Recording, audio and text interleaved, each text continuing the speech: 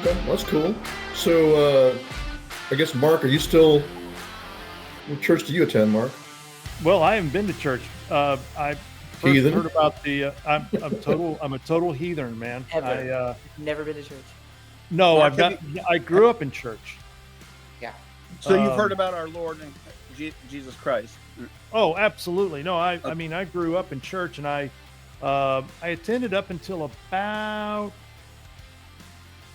5 or 6 years ago, and then I just couldn't. It was a Protestant church, and I had had enough. I couldn't deal with it anymore. I know that feeling, man. It had just gotten chick-brained so bad that I couldn't do it anymore. And she said chick-brained? Chick-brained, feminized. Yeah. Right. The men, the men are feminized. Yeah. Oh yeah. Oh no, it's just horrible. It's funny because I was talking to Jenny. You know Jenny Mel, the LJ Sixer. Jenny, you met her. That's right. You met her. You sat next to each other. That's right. Uh-huh. So I was talking. Right. And we were talking about the demasculization of the church and just the feminization of the church, the men turning into women or metrosexuals. Yep. And I said, ask her, I said, imagine your average pastor in any of these churches in a fight. No. Out in the parking lot, and she just laughed. I could imagine him in a pillow fight. I can imagine him biting the pillow. It's not a pillow. There's actually a history behind that. Real quick, there's actually a history behind that. During World War II, when all the men were off fighting the war, the women were running the churches, and that was the beginning of the feminization of the church. There's actually an entire book that was written about that. Really? What's the name of the book? I'll have to look it up. I know you're going to put me on the spot on that, but yeah.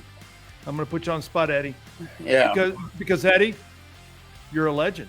Yeah, I appreciate that. We have very high expectations for you, Eddie. Well, she's wearing camo today just for me. Yeah. But it's the thong. You're not trying to hide the thong. You're doing cosplay. There's the thong, Eddie. Nah. Eddie's allowed to wear camo because he's the mayor of Golson. So that's his official uniform. Is his and a BDU. Yeah. If you're a veteran and a mayor, you can wear camo, and it's not gay. That's right. No. Only the thong is gay. No, see your patch, brother? Eddie, show us your patch again. Okay. That's his own design. You know what that is? No, what is that? That is the Cairo. That's the symbol Constantine had on his shield when he fought Maxentius in the Battle of the Milvian Bridge.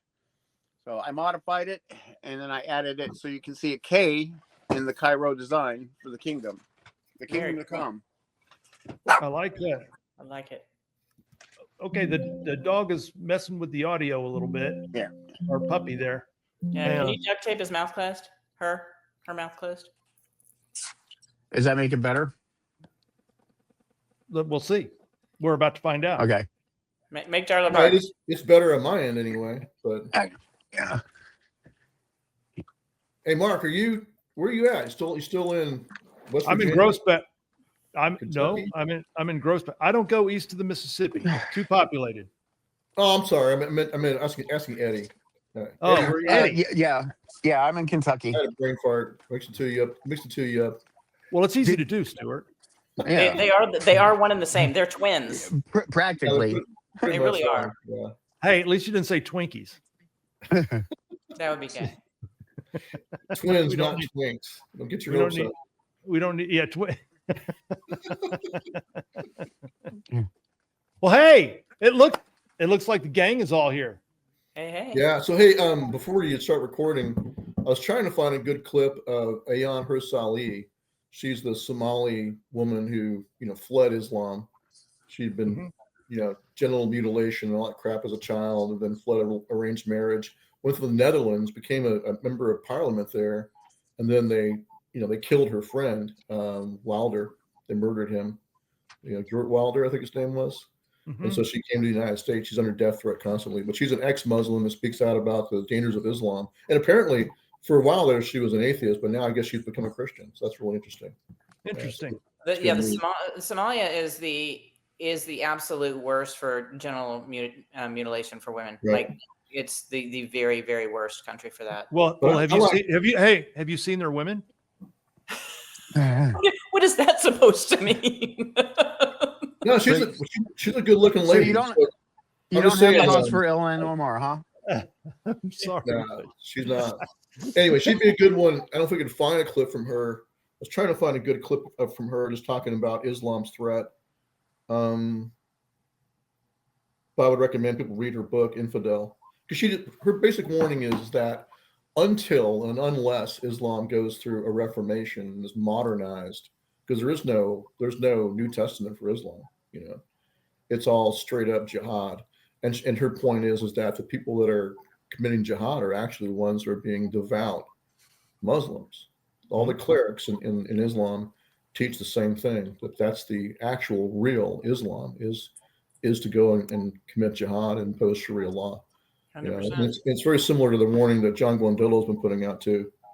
So anyway, I just wanted to bring that up. We can talk about that if you want, but I'm of the position that, and she said that until such time as there's a reformation in Islam, it's suicide to import Muslim immigrants into this country. It was completely incompatible with yeah, it is. So I believe the only real answer is mass deportation. And that's where I'm at, and I don't care because look at this guy. I'm all for crusading them. Well, it's cheaper. Crusade. Right. Did someone say crusade? Yeah, crusade them. Eddie's ready. Ready. Well, that's what I mean. So you start with mass deportation, and when they fight back, then you do what you got to do. You give them 72 hours to leave, and those that are left behind, well, the crows have to eat. Constantinople Reconquista. I'm pretty hard ass about this stuff. I may be a little much. Interesting discussion. I'm going to try to avoid prison. Scare people. I'm talking to Mark.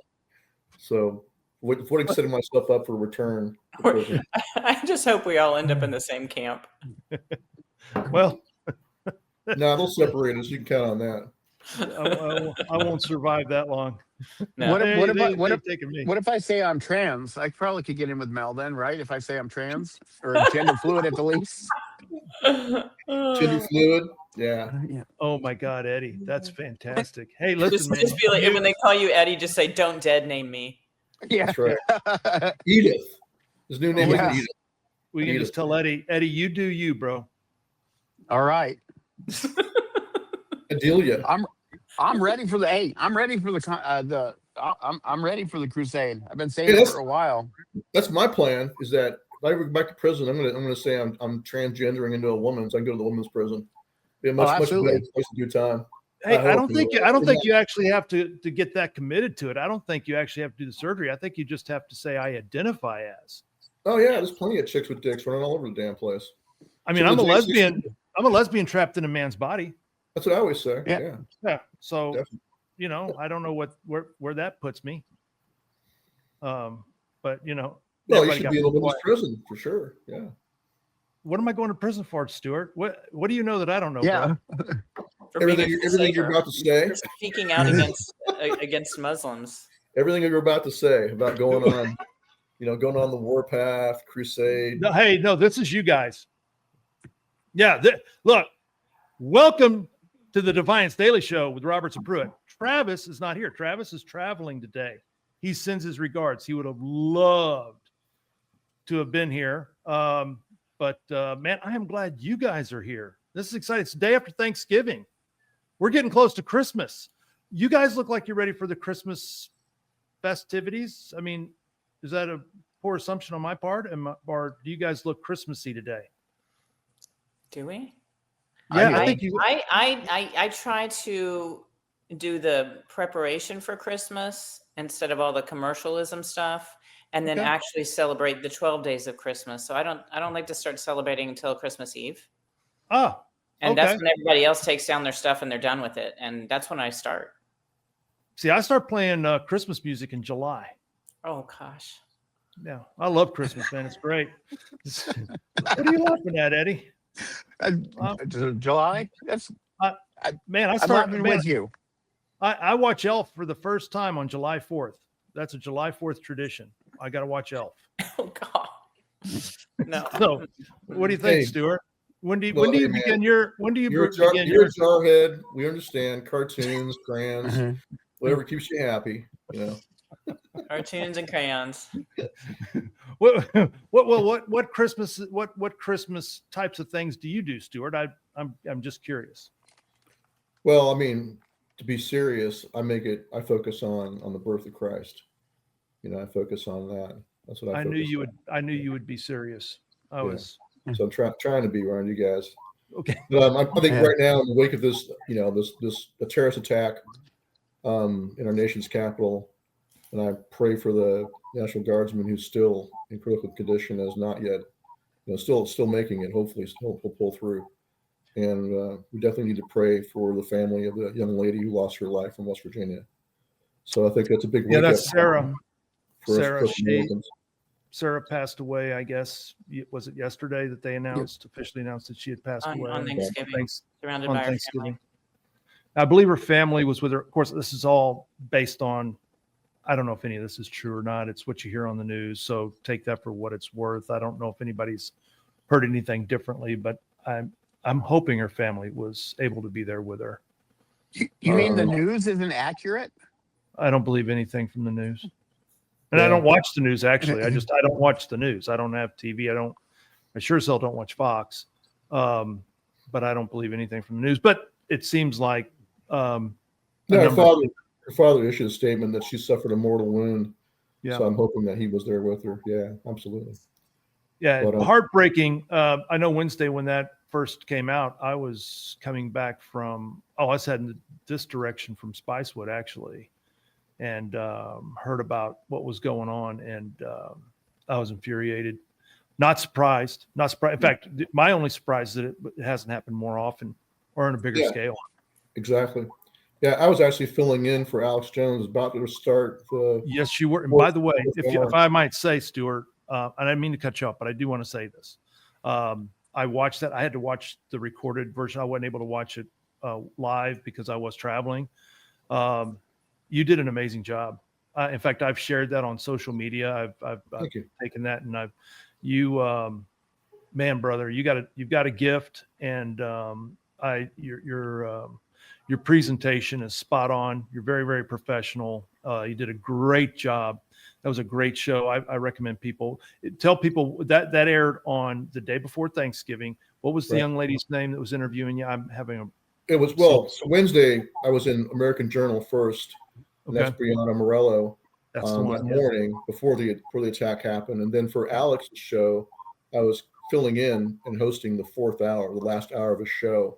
It's like 5 minutes before I began that last hour, they got word while he was interviewing, I believe it was Miss Robertson, but he got word that they had been shot, and then I had to just jump in there and cover it as best I could, and just react to what was happening.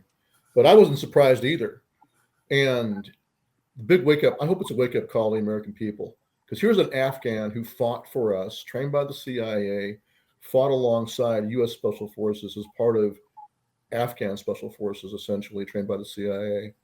Someone that people might think, well, he fought for us, so therefore it's right to, bring him here, because he was probably under death threat by the Taliban, I'm sure.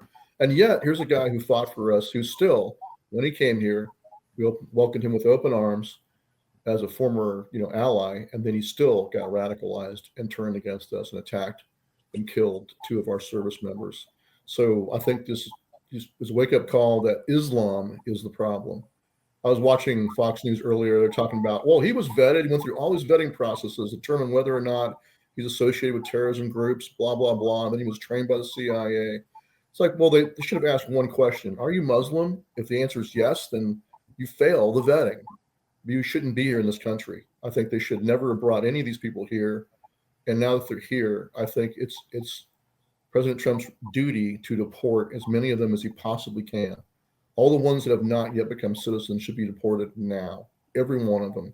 Because the problem is, like with this guy, you can say, oh, he's been vetted, and he swears he's not part of a radical element of Islam. Islam is a radical element. True Islam is jihad. True Islam is Sharia law. And that's why I brought up, I was talking to you earlier, Ayaan Hirsch Ali, who grew up under Islam, has been sounding the alarm bells for years now about the nature of Islam, that until it's been reformed, until they have their version of the New Testament and is modernized, it is nothing but a religion of conquest and dominance over everybody else. The entire point of Islam is to bring the entire world under the boot of Sharia law. That's what it does. And so that's why I encourage people to go watch her videos, Ayan Hirshali. That's why she's under a death threat, because she's a former Muslim who became an atheist and now is a Christian. And so, in their world, she deserves death because she's calling out the truth. It's just simply the truth. So let me ask you a question, and I don't mean to parse words or split hairs. You said this guy came over here and then got radicalized. Well, I'm assuming. That's an assumption, and but that's something that a lot of people are said. Well, some of these Islamists or Muslims get radicalized. I look at it from an angle of, I assume that Islam is radical. There's no. That's why I brought up Ayan Hirshali. What he did is he became a sincere practicing. He became a practicing. That's right. Yeah. Muslim. So it just like maybe in the Catholic faith or whatever, you could be backslidden Baptist or I don't know what the term for the Catholics is if you don't go to mass anymore or something like that. I mean, there probably are Islamists out there that maybe don't go to mosque and just, whatever. I get that. But if you're practicing Muslim, you're radical.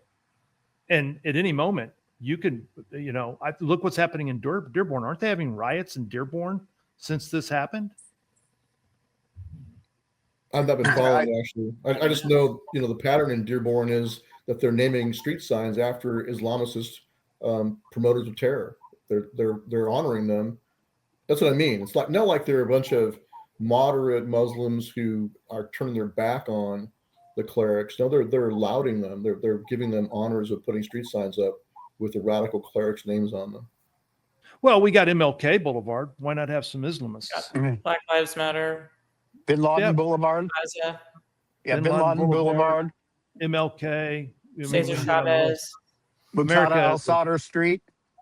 There's an MLK in every town. Yeah, we have. So I have a question. How do you vet these people in terms of, say, interviewing them?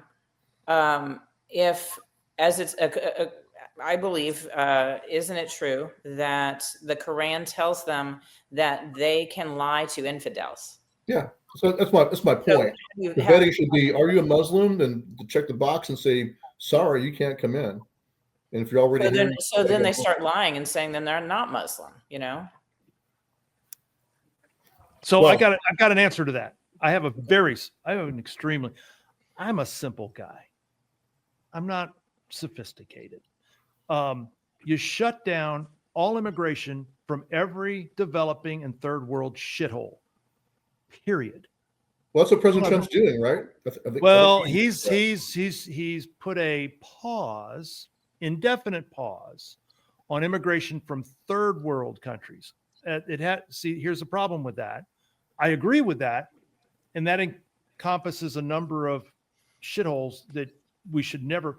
But developing countries are countries that include Pakistan, India, and some other ones that we need to be shut down from them as well. Listen, we have to get really serious about this, and we have to come to terms, and we need to have big boy conversations and understandings. America is a Western European Christian nation. That's what it is. That's the only thing it works for. Anything outside of that, hey, you guys go back to your own countries. If that's what you want, create one. That's on you. It's not our responsibility to bring them in. I know that sounds cruel. Some people may go, oh, that sounds racist. You can call it what you want. I don't give a shit. That's the fact. If we did that, we wouldn't be dealing with what we're dealing with right now. Yeah, and I think as soon as we make, concessions for this one, or we make concessions for that, then we're going to be right back where we're at. That's how we got here. You got here. That's how we got here. Yeah, it's like John Guandolo's been saying for years. His book on the nature of Sharia law is a really great book. What's it called, Stewart? What is that again? I believe it's called Islam's Deception. Okay. And he's sounding the alarm bells. He's like, he was under the Bush administration when he worked for the FBI. Before that, he was Force Recon Marine. But he said, like George Bush was on TV saying Islam is a religion of peace, right? Remember that? Oh my God. Yeah. Yes. Yeah. Yes. You know, and so John Gwendolyn Dillon's like, no, it's not. It's a religion of military conquest and imposition of theocracy, Sharia law. So yes, I recommend people read his book along with Ayan Hirsalih. Her first book was called Infidel, about her escape from Islam.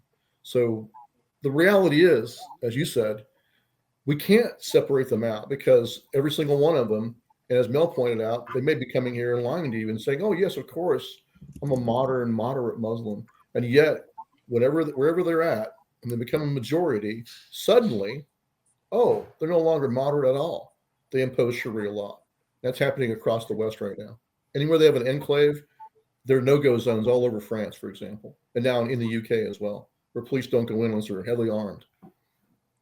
Well, that's the problem. And just even if you remove Muslim from it, Islam faith, other countries, their cultures are so antithetical to a Western civilization.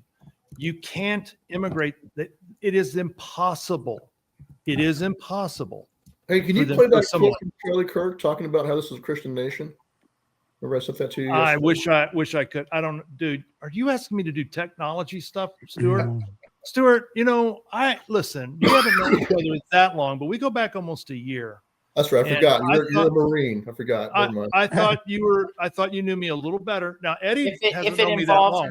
Crayons and coloring, he could do it. Thank you, Mel. Thank you. See, Mel knows. So, Stuart, I appreciate the vote of confidence, and I appreciate that you would think that I would have the technological I stand corrected capabilities, but no, I don't. But if you wouldn't mind, can you commentate on that a little bit? What are you talking? I know the video. Yeah, it was a really fantastic. We played it on the Alex Jones show when I was hosting the last hour. But Charlie Kirk laid out in a devastating fashion because he had a photographic memory all the quotes from the founding fathers that this is a Christian nation. And he went through the Bible and how the Bible shows us where the concepts of individual rights, God-given rights, and Declaration of Independence, all that comes from Scripture. It comes out of the biblical tradition of God giving us free will and God giving us liberty. Because of that free will, it gives us liberty. And we're all, the creation of God. And so therefore we have innate rights. And that's the foundation of our Western civilization, frankly. It's Christian, and exactly. Especially the United States in particular. And part of that, so the flip side of that is that, Western European Christian patriarchal societies, we tend to be good, decent people. We tend to be, unfortunately, we tend to be a little tolerant. Unfortunately, we tend to give people the benefit of the doubt. We tend to be charitable. And I'm not saying those things are all necessarily bad, but what happens is when we don't toe the line and we want to be more, well, let's make things fair, or it's not fair that somebody's born in Zimbabwe and why can't they come here? Different things like this. That's the difficult side that we as a nation and as a culture, and that's why we're in the mess that we're in, is that we just have to realize it's different. And it's just, and by the way, here's something else to think about. When you go to these third world countries and places like that, when we as Western civilization look at their cultures and their countries and the way they live, we think it's disgusting. But you know what? If you study those, when you look at them, they all look like they're fine. We wouldn't live like that. I'm not going to shit in my front yard, but they seem to, that's not a big deal. So I'm more of a live and let live. They do their thing. I just don't want I don't want that as my next door neighbor. Does that make sense? Or if I can break in with two really quick points. Yes. First off, the founding fathers, if you read any of the stuff that they wrote, it was always supposed to be Christianity was the guardrails. We're going to give you all of these freedoms. Yes. Like, the right to bear arms.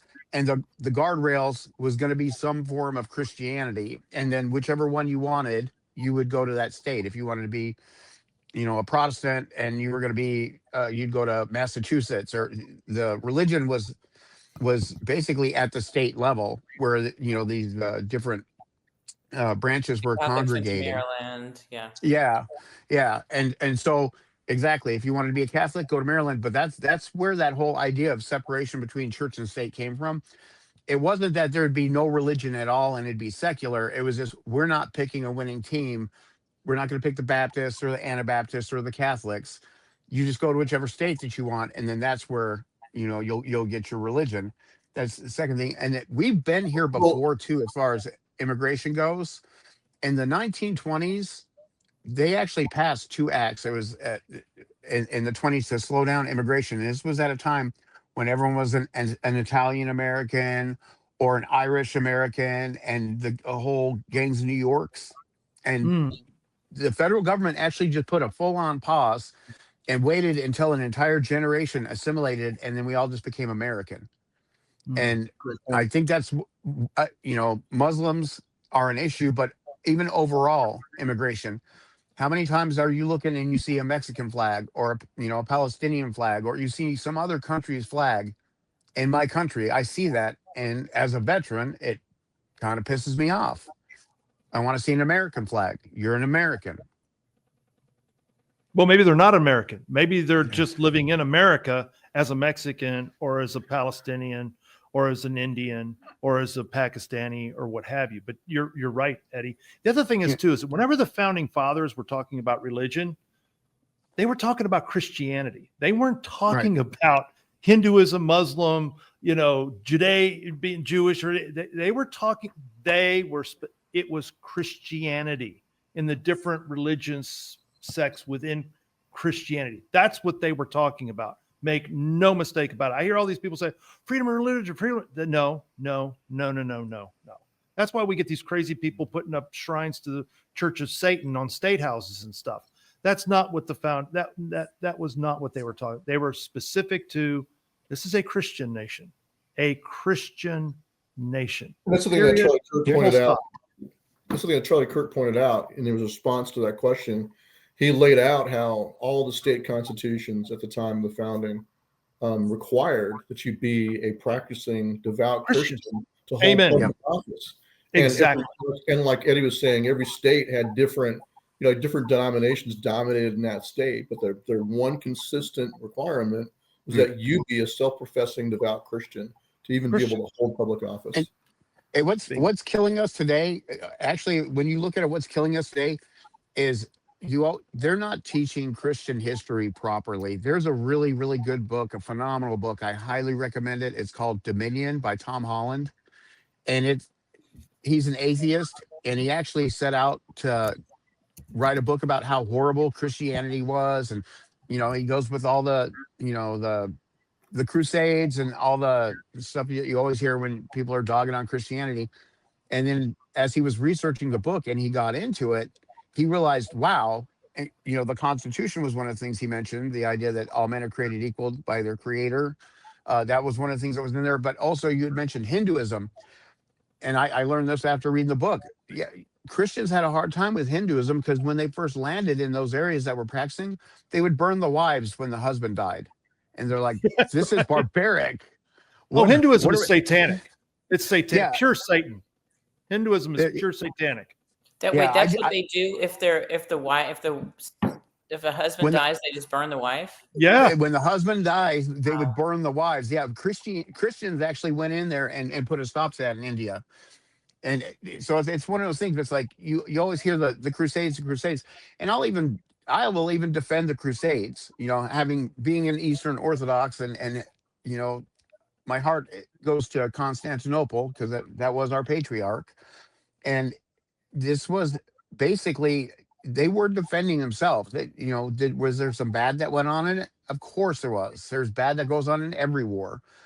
But ultimately, it was the wave of aggression was coming from the Muslims towards Constantinople. What are you going to do? And that seems to be lost. It's not like this was an invasion going the other direction. Well, like many other things, Eddie, history has been revised.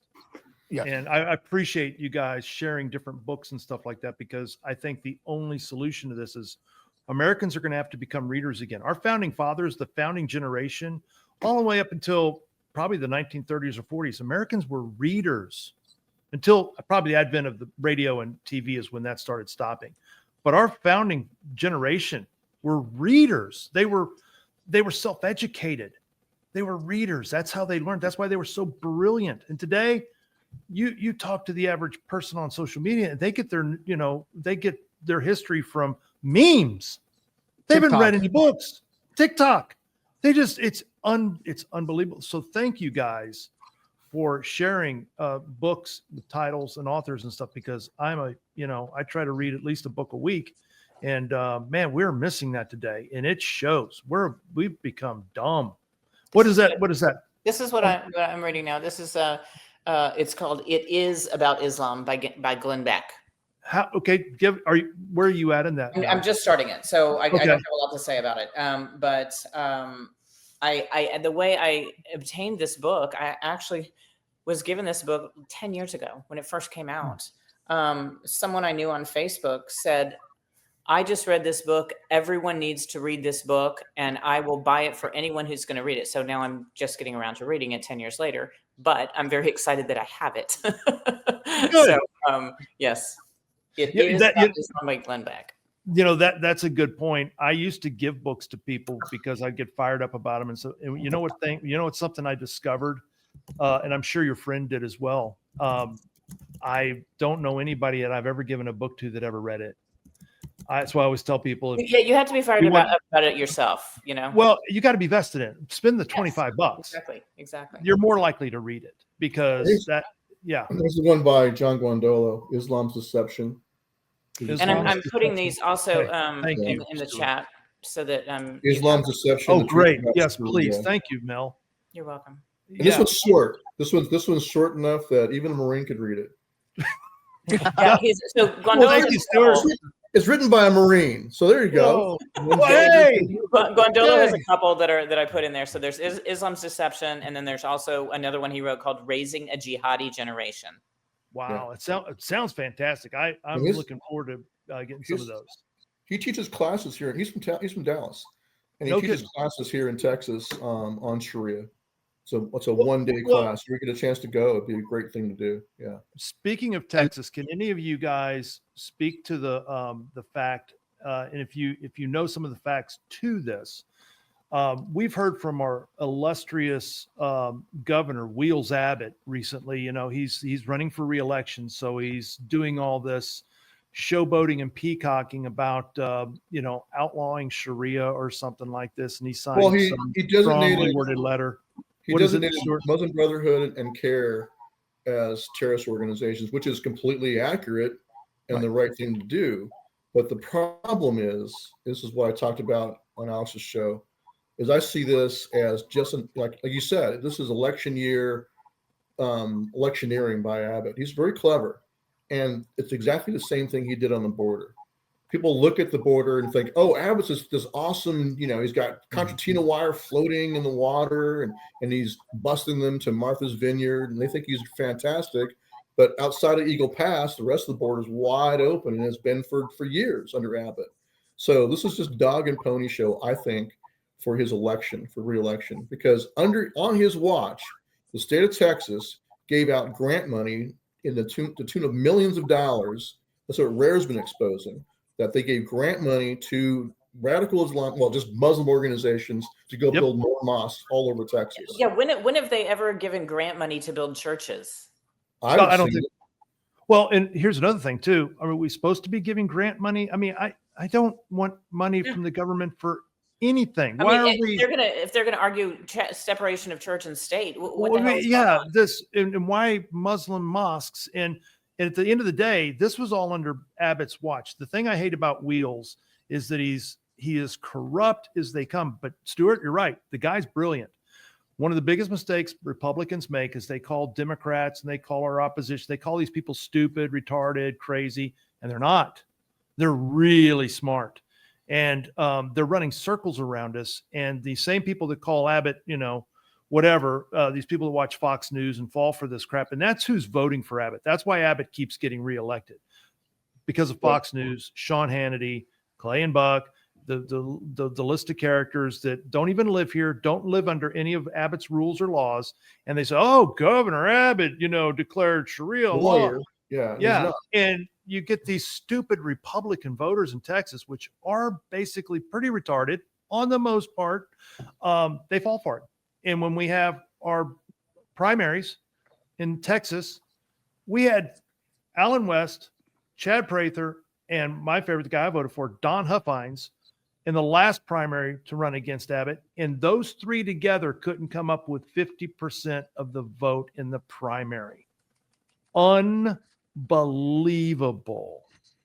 Unbelievable. I don't know if any of you guys have ever, I was an elected official in Montgomery County. I was a precinct chair, and I worked the parking lots during the elections and a lot of the primaries and stuff like that. And I would talk to Republican voters. I'm handing out push cards, in other words, I'd pass out, leaflets for against the Montgomery County Tea Party. And I can't tell you how many Republican voters going in to vote in a primary. And I'm giving them, hey, I'd like for you to vote for these candidates when you go in there. And they would hold up their hand going, I'm a Republican. I vote straight ticket. Yeah. That's what happens. No. This is now, to be specific. This is the primary. So this they're is only the voting primary. for yes. This is the primary, and they're there to vote straight ticket. This is the intelligence level of the average Republican voter. And make no mistake, the voters that vote in the primaries, that is the cream of Republican voters. It's Yeah, only if about you're actually going to 12%. show up for the primary. Yeah. Yeah, it's about 12% of Republicans show up in the primaries to vote. And they're telling me, I already know I'm voting straight ticket. So I relegated then that we were probably going to be pretty toast.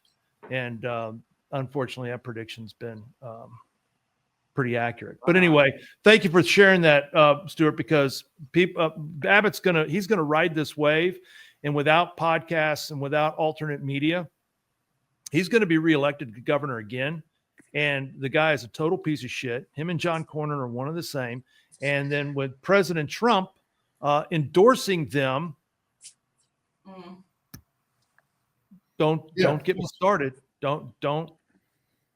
Yeah, it's been a disaster. He keeps endorsing the worst establishment sellouts over and over again. Yeah. That hate him. Abbott hates Trump.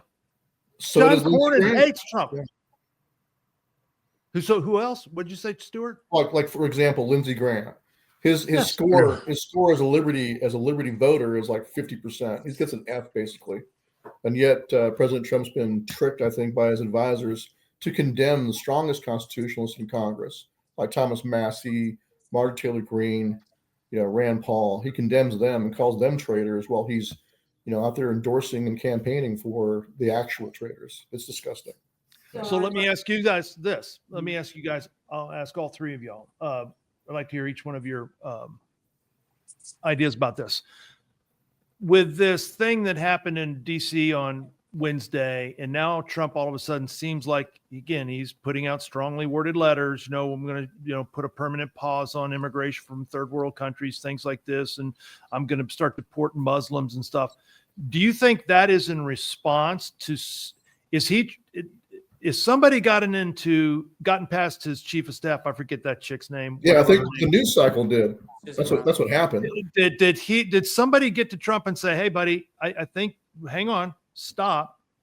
You may have pissed off the wrong people here." Do you think somebody has gotten to him and now he's playing a little catch up? It's all speculation. I know it's all speculation. Just play along. What do you think? I'm just asking for opinions. I'll go first, and then I'll just shut up, give him a chance to talk. But I think the news cycle got his attention. They can't stop him from seeing the news, and so now he sees, okay, one of the guys who was vetted supposedly by the CIA in Afghanistan turned against us, and so I think he's starting to wake up to the reality that, like John Guandolo has been saying, and Ayaan Hirsi Ali, this is Islam. You can't really vet them. All you can do is like I said, I think they should be, anyone who's not yet a citizen should just be sent back, because it was a massive mistake to bring them in the first place. And I don't care where they came from. Even this guy who fought with us and for us in Afghanistan, in the end, followed his faith and committed jihad. So they need to go. That's what I think. And I hope that President Trump is waking up to that reality. So, what do you think, Mel? I think it really comes across as a temper tantrum on Trump's part, like he's a little toddler. His reaction. I mean, that's kind of how I see it. And it's too little, too late. They're already all here. So I think. Well, now in fairness, a lot of them came here under Biden. Right. Like all these from Afghanistan. Most of these came from Biden and stuff like that. Yeah. But what do you think? Do you mean that just came across the border because the borders were open? Is that what you were referring to? Well, a lot of that, because I think Trump's done a good job as far as shutting down the border. A lot of these folks are here, but my thing is he getting very vocal and aggressive about this because of his other missteps with, the Epstein files and what's going on with Marjorie Taylor Greene, Massey, Paul, some of these other things. And then he made that horrible, disastrous interview with Laura Ingraham, where he said, we need to bring in 600,000 Indians and Chinese or whatever, A1B1 visas or whatever, because we don't have any talent in America, which I am still reeling from that. But do you think somebody's gotten in his ear and said, hey, Mr. President, you have upset your most loyal followers here and they're not happy? Is this a response to that? Is this part of the response to that? I mean, possibly. I mean, he's definitely a populist. So it just kind of depends on how much of it he's seen and how much of it is right there in his face. And so I think it really depends on is he scrolling through X and Truth Social and seeing what the response is. Is he worried? Did he finally hear something that says, hey, your constituency is not happy? It's hard to tell, but seriously, I do feel like it was a kind of a toddler temper tantrum response to just be like, okay, fine, we're just gonna shut down borders. These shithole countries can't come in. What do you think, Eddie? I think if you step back and look, at least if you're getting your information somewhat from the right and any kind of right sphered information system, we've been hearing for 2 or 3 years now, we're importing military-age men that are Muslims. Why are we doing this? And so now it finally happened. This is something that this has been predicted for 2 years. Military-aged men that are Muslims. Why are we doing this? And then they show the video with them lifting up the chain link fence and letting people just, come on in. And so now it's happened. And there's going to be people that are around Trump that have been saying that. And so now I think his back's against the wall on this issue. I don't think there's anything he could do. If he did anything else, he's going to alienate the base, and he's got to know that. So I don't think he has a choice on that. I don't know if I'd view it as a temper tantrum, but I will say this. A lot of this, though, I do kind of wonder. Like, I'm not comfortable with it, and I'm absolutely not the conspiracy theory guy. I'm not I'm the hard sell. I did not think COVID was done in a lab until it was like firmly established. So I'm not a conspiracy theory guy. But I will say a lot of these things that are going on certainly feel kind of like Maidan 2014. It feels like really kind of color revolution type stuff, where we're ginning up this political hatred along the lines. And this is basically what happened in Maidan in Ukraine. And I do kind of wonder, I mean, the guy was a CIA asset. This is not Joe Blow Islam. This guy was a trained killer. He was attached to special forces. We're veterans. I mean, this is not just any guy. And I would say with Stewart, something you said earlier, you have to look forward too and say, well, if these guys are fighting alongside us, maybe they don't come to America, but we should probably send them to Qatar or something, because you can't just have these people fight with us, and then when we withdraw, exactly. Yeah, we can't do it. Amen. Well, that's the rationale for bringing them here. Right. Look how this turned out. So, like I said, even the guy who was vetted and working alongside our special forces still turned against this country. And so, frankly, I got no F's to give about where we send them. To send them Canada. We have Canada right above us. We can send them to Canada. Well, unfortunately, the Canadian border is bigger than the Mexican border, and they're going to have an easier time crossing that border now than they are the Mexican border. I say some other continent. Yeah, I like Qatar. Send them to Qatar. Again, Yeah. These people in these cultures, the biggest mistake that we as Americans make is we assume that we look at these third world countries and we think, oh my God, how can those people live like that? Actually, they do okay. And that's where they're happiest. That's where they tend to thrive. That's where they tend to whatever. It's none of our business. And, you know, like if they want to change their situation, then let them change it. It's not our responsibility. We should not feel guilty and go, well, you know, then let's bring them over here. They fought with us or they did this or that. No, bullshit. This has got to stop. The big boys, the men have to have a conversation and say, look, we're not doing this anymore. You know, what do we do with what do we do with the ones that are here and maybe have gotten their papers? Maybe they're U.S. citizen. Oh my God, how many have been processed as U.S. citizens now? So yeah. So I would say if I was advising President Trump, I'd say President Trump, as Eddie was talking about, this is a red-green alliance. It's an alliance between the radical communists in the West and the jihadists. Both of them, Muslim Brotherhood, CARE, all of them have the same exact goal, which is destroy the West. And so they've aligned themselves. And so that's why you see wide open borders and masses of immigrants from all over the third world, but especially from Muslim countries, all through the West, all through Europe. And this is just reality. They're in an alliance. So the communists are using Islam as their weapon against the West, is one way to look at it.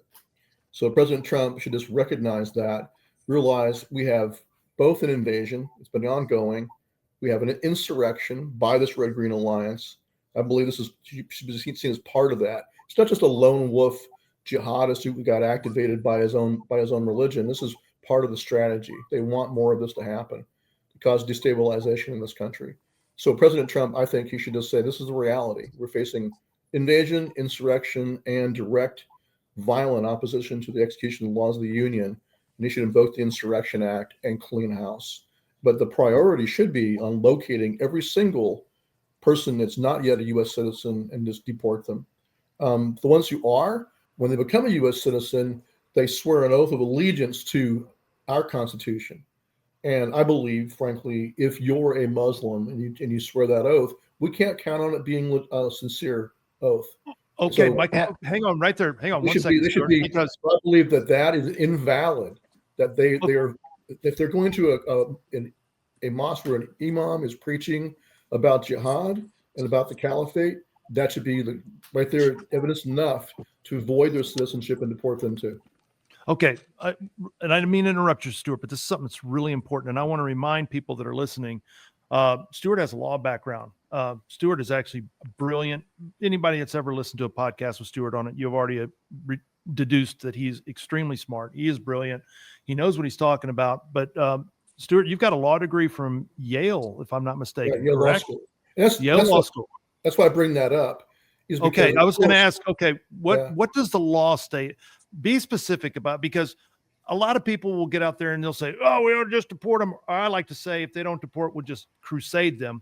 But from the law perspective, what can we do legally under the Constitution with Muslims and other third world inhabitants that are now living here as U.S. citizens? What are we able to do under the U.S. Constitution? Like I just said, I think what you do is because they swear a loyalty oath, they swear an oath to support and defend the Constitution when they become citizens. If they did that under false pretext and they're not actually loyal to this country and not assimilating and are instead working for its destruction, I think that voids their citizenship. That's the argument I would make in court, is that they entered under false pretext. They swore a false oath of loyalty to this country. It's not valid. So they're not actually citizens. They're not valid citizens of the United States. So that is a legal perspective. In other words, that is something that could be argued in front of the Supreme Court. Problem is, you've got leftist judges all over the country that will never affirm that. But yes, President Trump should take that straight to the Supreme Court. Well, real quick to interject, in 1921, we passed the Emergency Quota Act, and that basically put a limit on immigration as a whole. And then they passed the Immigration Act of 1924. It was the Johnson-Reed Act. And it basically it took immigration in the 1900s. The average annual immigration was 1 million a year. Sound familiar? And after they passed that act, it was about 50,000. Wow. So, yeah. So we've already done it. We just need to have the spine and the backbone to do it again. And I don't know right now, Stewart's right. Our judges are a joke. And Congress is fractured. Like it's whoever has the extra 2 or 3 people, because the House is, 2 or 3 seats is what's basically dictating policy right now. And when the midterms happen, I think there's a very good chance that the Democrats will retake the House, which means when was the last time something got done in Congress? It's been a while, besides an omnibus bill or a CR. Well, the other thing is also, what has changed with our election system? We were promised that we're going to get rid of paper ballots, mail-in ballots, absentee ballots. Election day needs to be one day, one freaking day. No more early voting, no more late voting, no more paper ballots, no absentee ballots. You vote one day in person on a paper ballot. I thought, if I'm not mistaken, that was part of what Trump had run on. Am I mistaken? Now, I could be mistaken. So let me ask you guys. Elections are at the local level. There's really not a whole lot that the federal government can do. So really, it's going to be dependent on the state, because that's the whole thing with elections. Exactly. So Washington. So in other words, if a state comes out and just says, "Hey, man, we're going to all vote by text message in the next election," there's nothing Washington, and then Washington can't say anything about that. And remember, Texas sued Pennsylvania because Pennsylvania wasn't even following its own rules. Exactly. The Supreme Court, the Supreme Court ruled what? Pennsylvania is its own state. It's their rules. No, the Supreme Court ducked their responsibility. Didn't hear the case. They did not actually rule on it. They just made up a bunch of nonsense about lack of standing and sat on their hands. Alito and Thomas were like, "Hey, we have no discretion not to hear this case. It's under our original jurisdiction. We have a duty to hear the case." And so they should have done in 2020 what they did in 2000. They should have heard the case. They would have gone in President Trump's direction, and he would have won. But they didn't do that. They didn't do what they did in 2000. That's why Bush won and not Gore, because the Supreme Court enforced Florida's election law. They said when you count the hanging chads, Florida judges, you must use the statute passed by the state of Florida. That's what they did in 2000. In 2020, they just sat on their hands. Well, you probably know, Stewart. It's whenever they try a case, it's always, well, the case isn't ripe. Latches, and then it's already happened, so it's moot. They can make all kinds of nonsense up to, and that's what they did, is they just ducked their responsibility. I forgot what the exact argument was, but yeah, it was one of the standing arguments they used. Oh, you don't have standing, but somehow Texas doesn't have standing to enforce Article 2 of the Constitution on Pennsylvania, and 20 other states joined in. So that was the case that should have decided it. Supreme Court should have said, like in Bush v. Gore in 2000, we order and instruct the Texas or the Pennsylvania officials to follow Pennsylvania state law when determining whether or not your slate of electors was valid, and then find that it wasn't, and kick it back to the state legislatures to do their damn job. They could have called themselves back in a special session and pick their own electors like they used to do. So that's what you do under a supposed crisis, which you can't have a regular election, is state legislatures just come together. They can do it by Zoom and select their own electors. But for generations after the founding, they did that originally. There was no election for the popular vote to determine who the electors were going to be. State legislators picked it. So they always retain the ability to do that. That's what they should have done. Well, they didn't. And so no, they didn't. My question is constitutional crisis. Yeah. And so we're in the same, now the only thing that could be possibly a little different is that we are deporting some of these illegal aliens, enemy invaders, I like to call them. But we're also still bringing in what a lot of people don't realize. And I don't know, maybe one of you guys know the numbers. What are the numbers of legal immigrants are we bringing in? Well, that's why I think it's right for President Trump to do a moratorium or a pause or whatever he wants to call it on all immigration from the third world. First step, that's good. But then he needs to deport anyone who's not a citizen. And he should just point to this attack and say, look, because you can't vet them. Because you can't possibly vet No. them. Why is that? Send them back.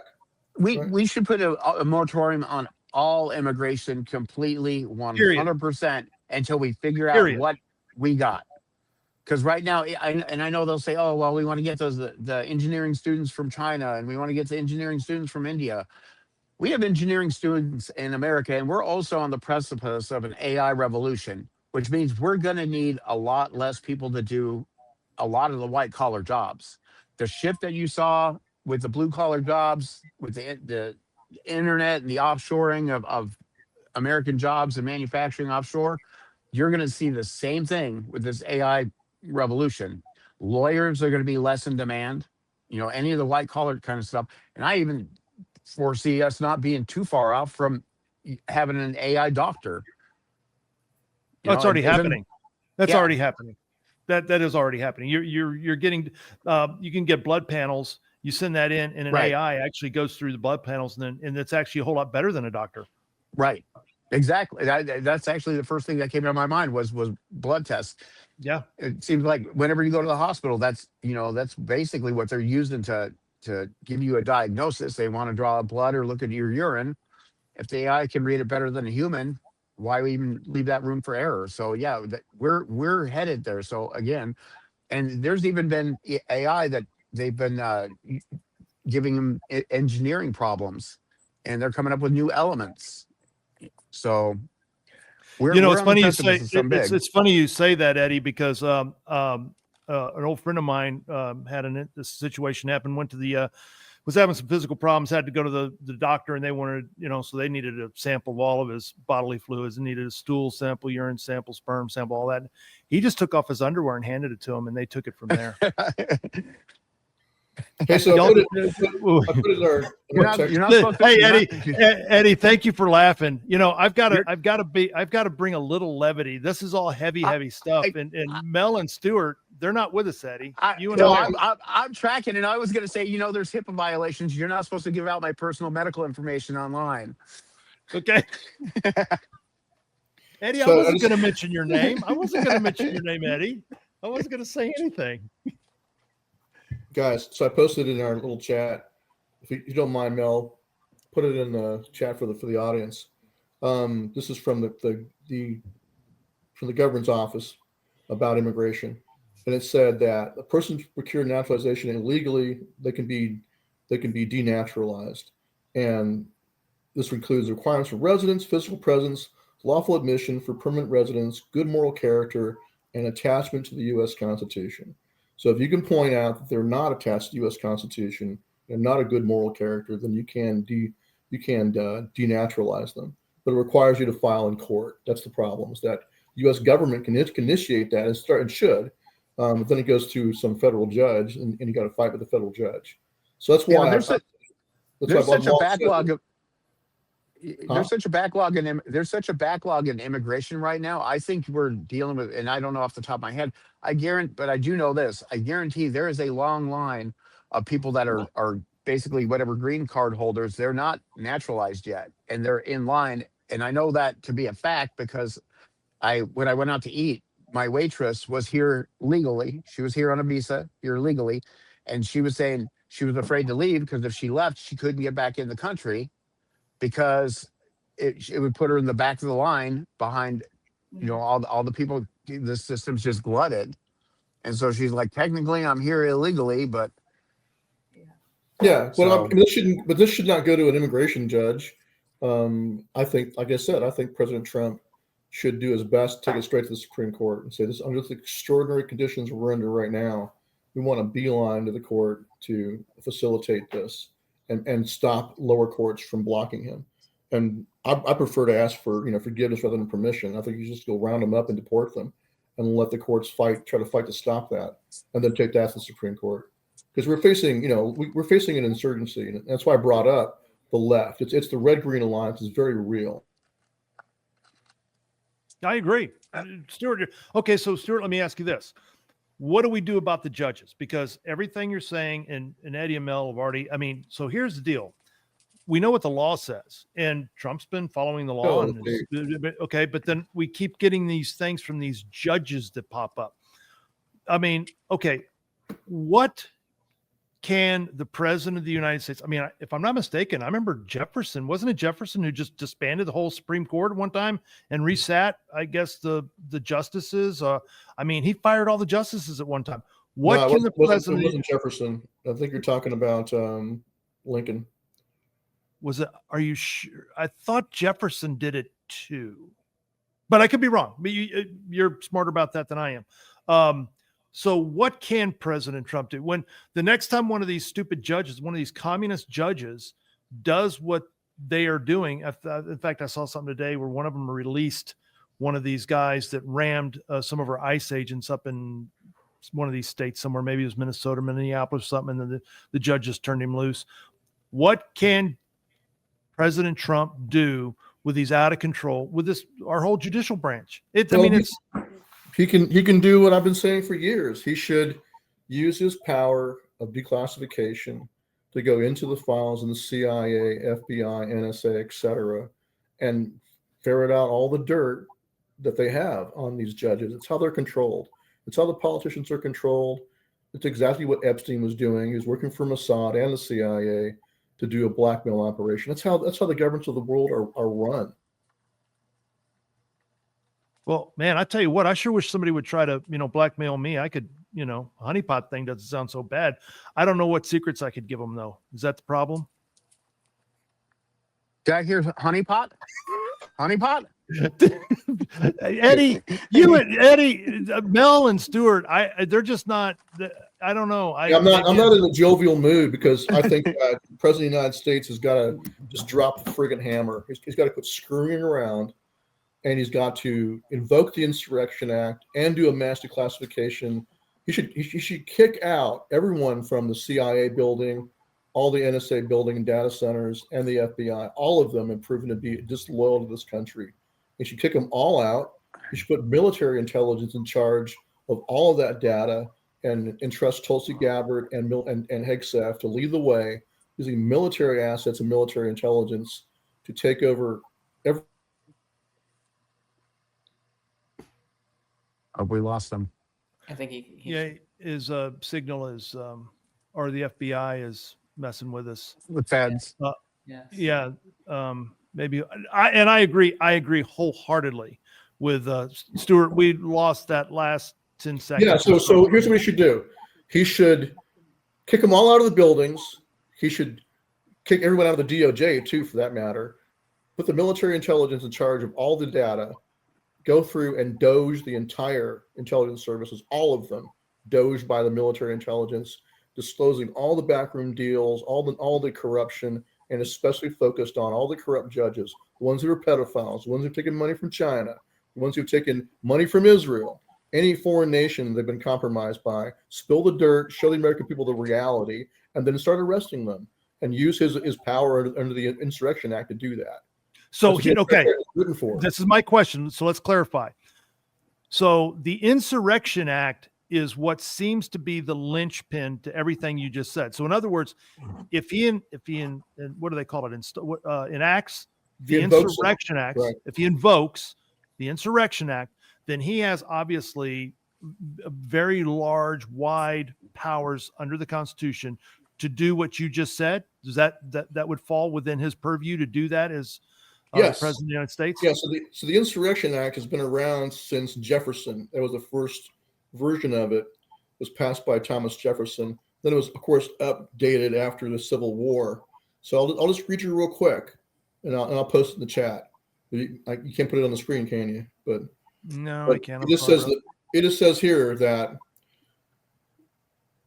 whenever there is an insurrection in any state against its government, the president may, upon the request of its legislature or of its governor, if the legislature cannot be convened, call into federal service such as the militia of the other states, in number requested by that state, and use such of the armed forces as he considers necessary to suppress the insurrection. That's the first one, if he's asked by a governor to help. But Section 333. Oh, no, hang on. So a governor has to ask him? Only, okay. It has different sections. The first section is when federal aid is requested by a state. Second section is section 332, use of the militia and armed forces to enforce federal authority.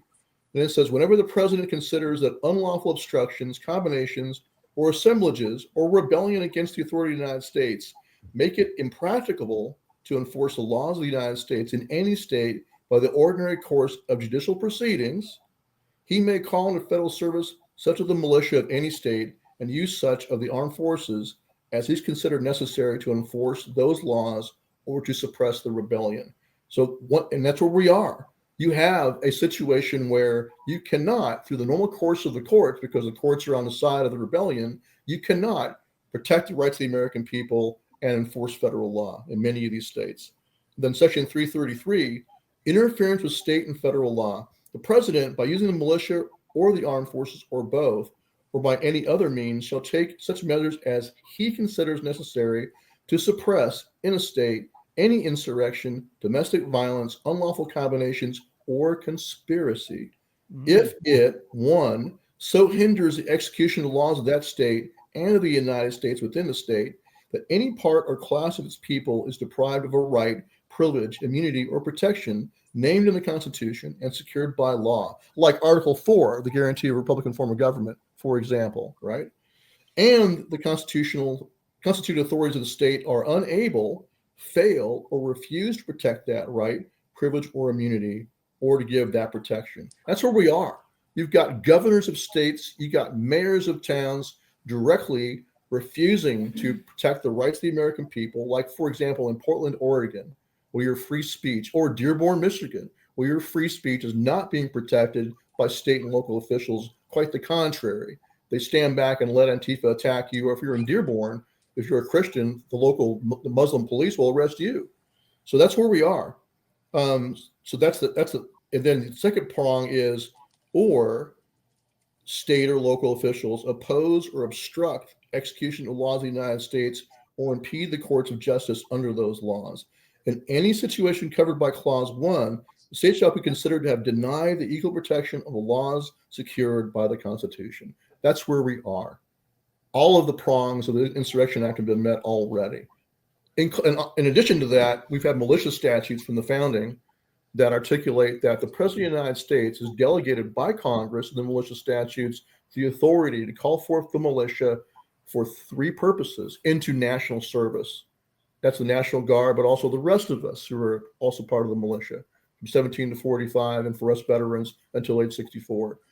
It said in Article 1, Section 8, Congress has the power to provide for calling forth the militia for three purposes: to repel invasions, suppress insurrections, and execute the laws of the Union. And Congress has done that in militia statutes from the founding. So those even predate the Insurrection Act. Those make it very clear: invasion, insurrection, and execution of the laws of the Union are the three purposes for calling forth the militia. That's why it's completely right and proper for President Trump to use the National Guard anywhere in the country where to suppress all these three things: an invasion, which is we're under right now, insurrection, obvious, and direct opposition to execution of the laws of the Union. That's why the National Guard was in Washington, D.C. They were there to support the enforcement of our federal laws. And that's why it's proper all over the country. Okay, then so, President Trump, go ahead, Eddie, go ahead. Yeah, I was going to say, so here's something to think about, though, throwing this out. It's not lost on me that, and I'm sure you guys have heard it bandied about, that Trump would run for a third term. You know, Steve Bannon had mentioned getting Trump in for a third term. I'm not sure what machination would be used for that, but I do kind of wonder if on some levels that things aren't being set up for either him not to leave office. And I'm a Trump guy, but it going back to what I feel like we're in this weird place, like in Maidan 2014, where, you know, I don't know how much you've researched, you know, what happened there, but it was a very pro-Russian government. The CIA moved in, they destabilized things. There was weird political assassinations going on, a lot of stuff like, you know, a Charlie Kirk getting killed. I mean, there's just very strange things going on right now. Then there was a couple assassinations with soldiers on the street, and this is feeling an awful lot like that. And so, like, there is a part of me that's wondering, you know, are we watching the death of our democracy? And I'm not I'm not a libtard that's like democracy, not like that. Like, are we watching the groundwork being laid so that Trump doesn't have to leave office? And people can say, oh, it'll never happen. It'll never happen.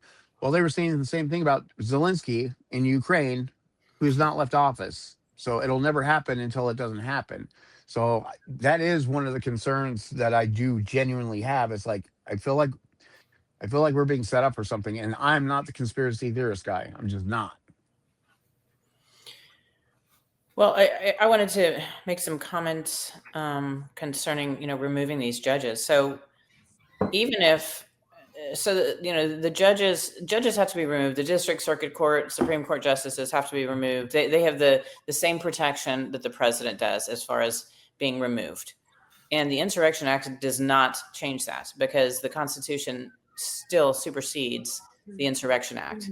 So the only thing the president cannot, let's see, what can the president do? The president cannot fire a judge, cannot suspend a judge, cannot impeach a judge. They can investigate a judge and prosecute a judge. So the president can call for them to be investigated by the DOJ.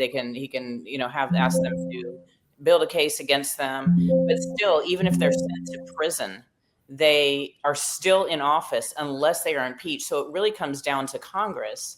And that's why we saw Ted Cruz. Well, let me just jump in on that real quick. So that's why I say Congress can do nothing. They should have been impeaching judges already. You can't rely on Congress to do anything. Right. The GOP is gutless. They're a bunch of cowards, or they're complicit.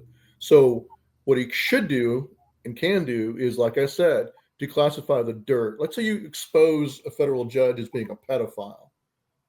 Now he's exposed to the American people as a pedophile. And then the president says, because he's a proven pedophile and domestic enemy of the Constitution, say he's a pedophile and took money from China, for example, he should just say, this judge is going to be removed from the bench, and then let them fight it out afterwards. Or he can say, this is why I will not honor anything passed by this judge, any supposed rule. Why is it that district court judges in the first place have the ability, anywhere in the country, they can forum shop and find some piece of crap district court federal judge, then put a nationwide injunction on the president defending this country? It's ridiculous. So if the communist Chinese landed on our shores and we're fighting on the beaches of California, and some judge, some communist judge in California ruled that the president can't repel the invasion, what should he do? He should tell the judge to go stuff it and do what he has to do. That's right. That's what I'm saying we're at. But the way you do that, what he can do is first. Sorry. What he can do is he can publicly sort of humiliate them and demand that they resign. That's what I just said. Okay. I know. I'm saying the same thing you're saying. Expose them to the American people. And if push comes to shove, the military, if you expose them as pedophiles, the military is not going to obey any crap thrown out there by some pedophile communist judge who's been exposed. And the president can just ignore them. And the Supreme Court, same with them, rinse, repeat. Go and dig up whatever the intelligence agencies have on Roberts that gets him to go and rule the way he does, expose him, and then remove him from the bench. And you can call that whatever you want to call it, but I call it saving the republic. So that's where I'm at. Well, I'm all for saving the republic. And I'm just wondering why, because President Trump, he doesn't have a problem being bombastic, and he doesn't have a problem with being bold, and he's done. Yeah, he does. He has a problem being bold. He's not being bold right now. He's not. No, well, I know, but I know he's not. But he has expressed being bold in the past on certain things. He's said things. He has threatened invocation of the Insurrection Act, for example. He did that back in 2020, and I was saying do it, and he didn't do it. Now once again, I think he's being given advice by same crap as last time.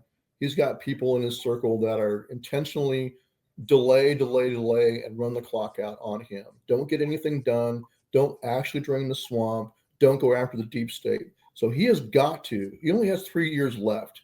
In fact, he only has like 8 months, right, for the midterm elections. 8 months. They're going to lose the midterms, and large part because he has not stuck to the right path. Doge was spot on. His base loved it. It's exactly what needs to happen, and they should have kept on driving on. That was a disaster ending Doge. The Epstein files have turned into another disaster. and his own base is starting to abandon ship because they see him reversing his promises. So he has a chance now, right now, to reverse course and get back on track, and that's what he should do. So do you think he will? And again, I I don't hope mean. so. Yeah. Okay, I'm just wondering. Speculation. It's an I opinion. mean, we got I'm to not- pressure him to do his job. It's, and that's why I want to focus on President Trump. You need to take care of the reality. You need to fight back against the reality that we're in a coup. It's an ongoing coup against our republic. It's not just against him as an individual president. It's against our entire country, and it's by the communists in allegiance with the Islamicists and in allegiance with the establishment, the Uniparty. The Republicans, I believe the Republicans like Lindsey Graham in Congress don't mind losing the midterms because then they can have an excuse why they're not doing anything. Exactly. They would rather lose and play second fiddle to keeping the grift going that they're part of. They all benefit from it. They would rather lose and be part of that, as they had done in the past, than to have anyone actually stop it. They don't want MAGA to succeed. They want MAGA to go away. They don't want America First to succeed. So I think they're in on I think they're willing to sacrifice control of Congress to keep the grift going instead of fighting it. Amen. I could not agree more. Go ahead, Eddie. Yeah, they absolutely are in on it. I'm in Kentucky and I went to dinner with some Kentucky politicians. I'm not going to name names, but I had a really candid conversation with them. And I said, I look at these NGOs, and when it comes to a left NGO, like bringing in immigrants, we're funding it as the day is long. Just here's money to basically destroy our country.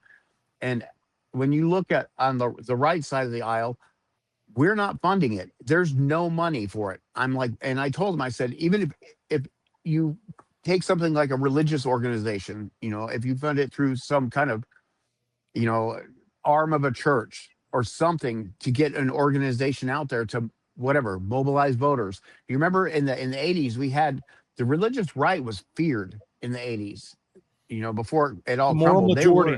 The moral majority. They were feared.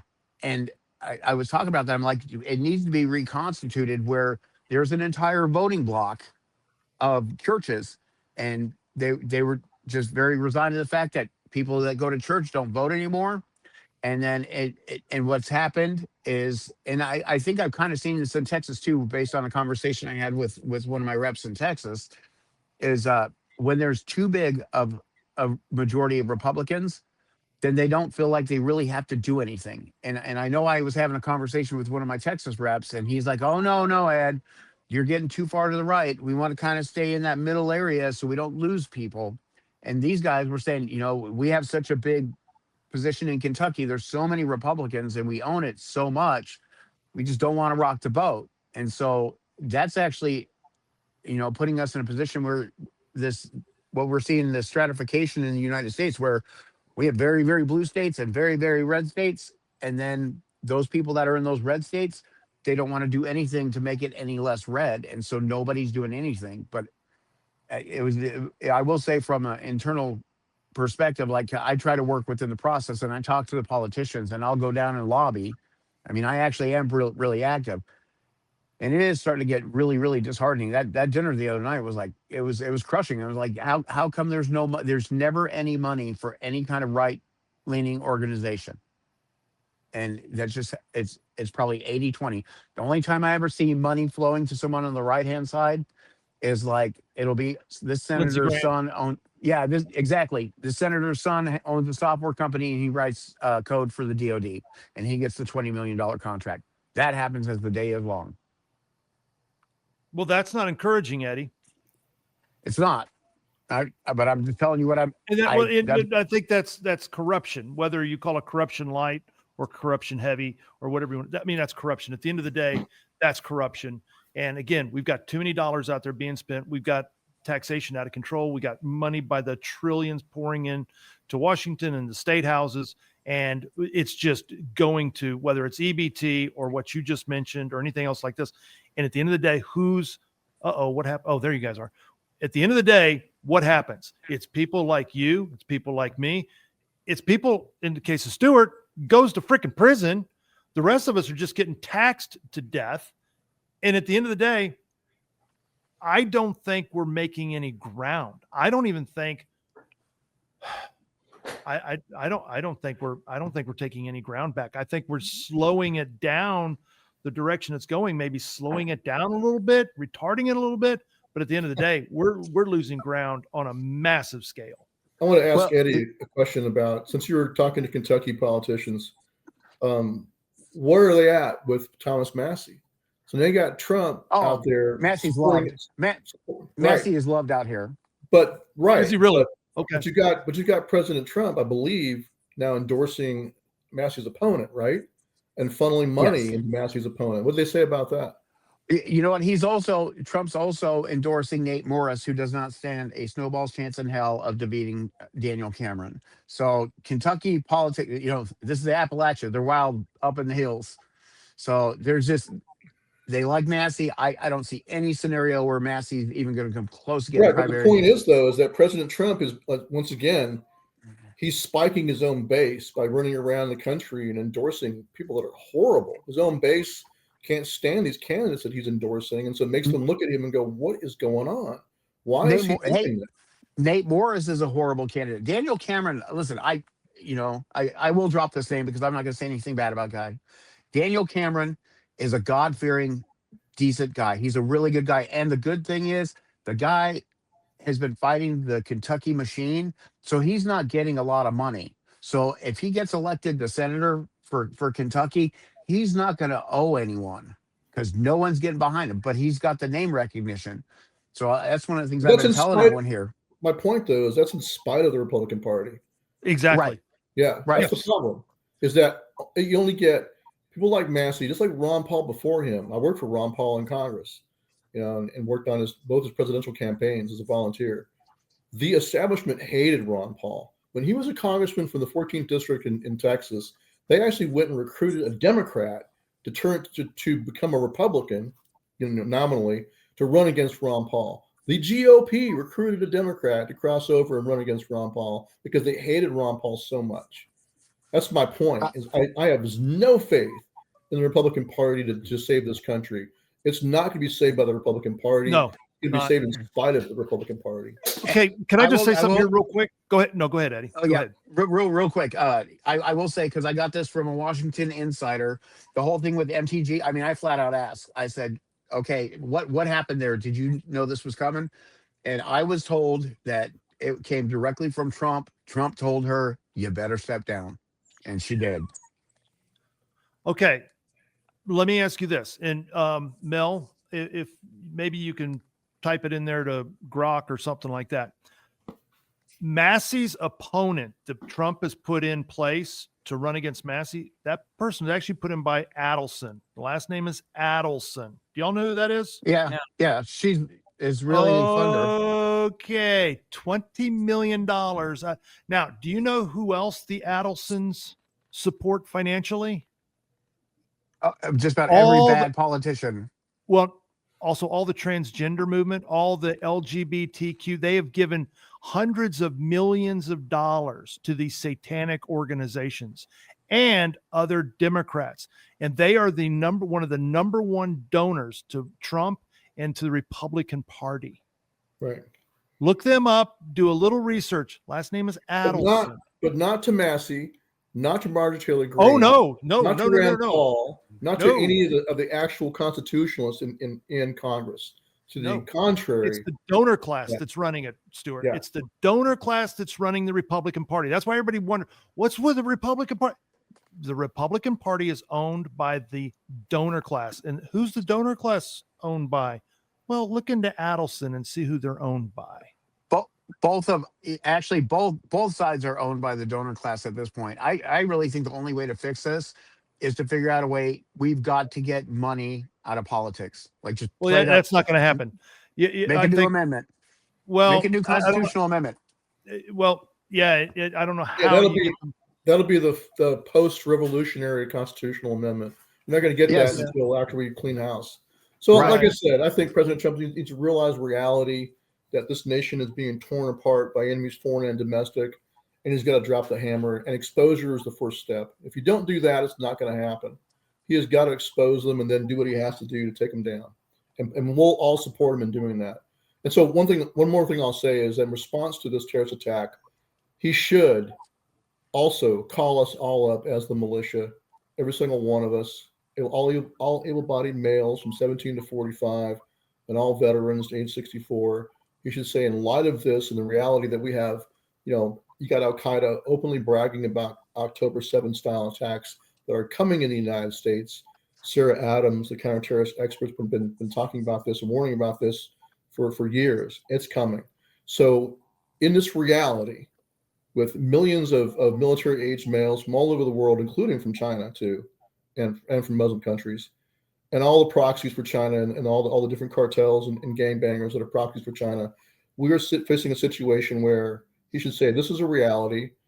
I'm going to call forth the militia, or order all the men to come together in their counties, order the veterans to take command of the men, and train and organize the men, and then stand to and await his orders. That way, when we have a terrorist attack in this country, across the country, October 7th style, we'll be ready to respond to it. That's what he should do right now. That's what he can do and should do. No one can stop him. He has full discretion pursuant to the militia statutes, and then also with the Insurrection Act, to go ahead and do this. That's what he should do. That's what he can do right now. And how much stronger we'd be as a country right now if we did that in every county. Now, of course, he can forego counties that are dominated by the left, like Portland, Oregon, or Austin, Texas, for example. He could not call up the men of those counties because they're probably a bunch of communists. He can just call up all the men in the outlying counties around those enclaves of the left. That's what I think he should do. For example, don't call up Dearborn, Michigan. That's what you want to do, is call them into militia service. But everybody else around, like the Upper Peninsula of Michigan, call those men up and organize them to prepare to suppress the insurrection and to suppress the terrorist attacks. That sounds wonderful, and I would love that. The chances of that happening, I think we're going to have to see something way worse happen than what happened.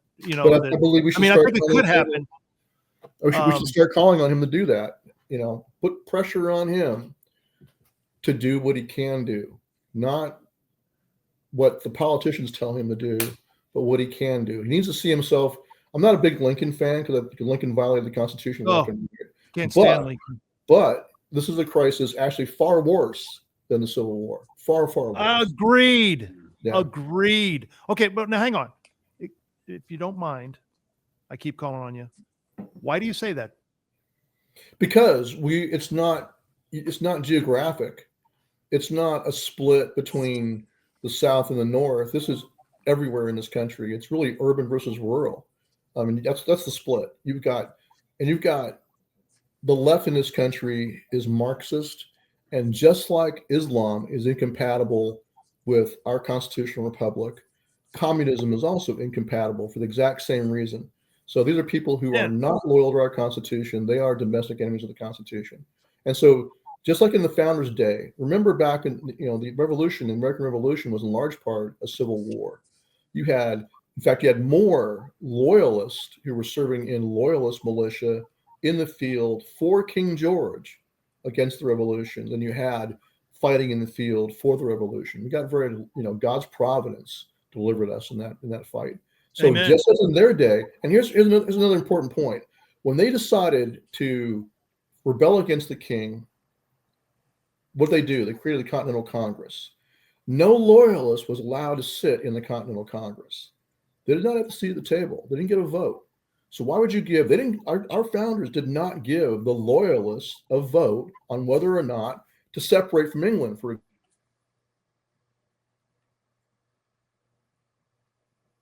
Dang it, he's getting those glitches in his that's man, if I was a conspiracy theorist, I'd be saying that right there is by God. He's got a hitch in his giddy up. You got man, I tell you right now, you got the FBI doing something with his it's feds. I've seen this before. It's the feds. It's the feds, by God. Fed. Fed. Well, I think what he's saying is, I mean, I'm back. There you are. I'm sorry. Go ahead, Stewart. Just to finish that thought, the founding generation realized that they had no longer had a recourse. They had no representation in England. It wasn't even possible. They had no choice but to separate themselves.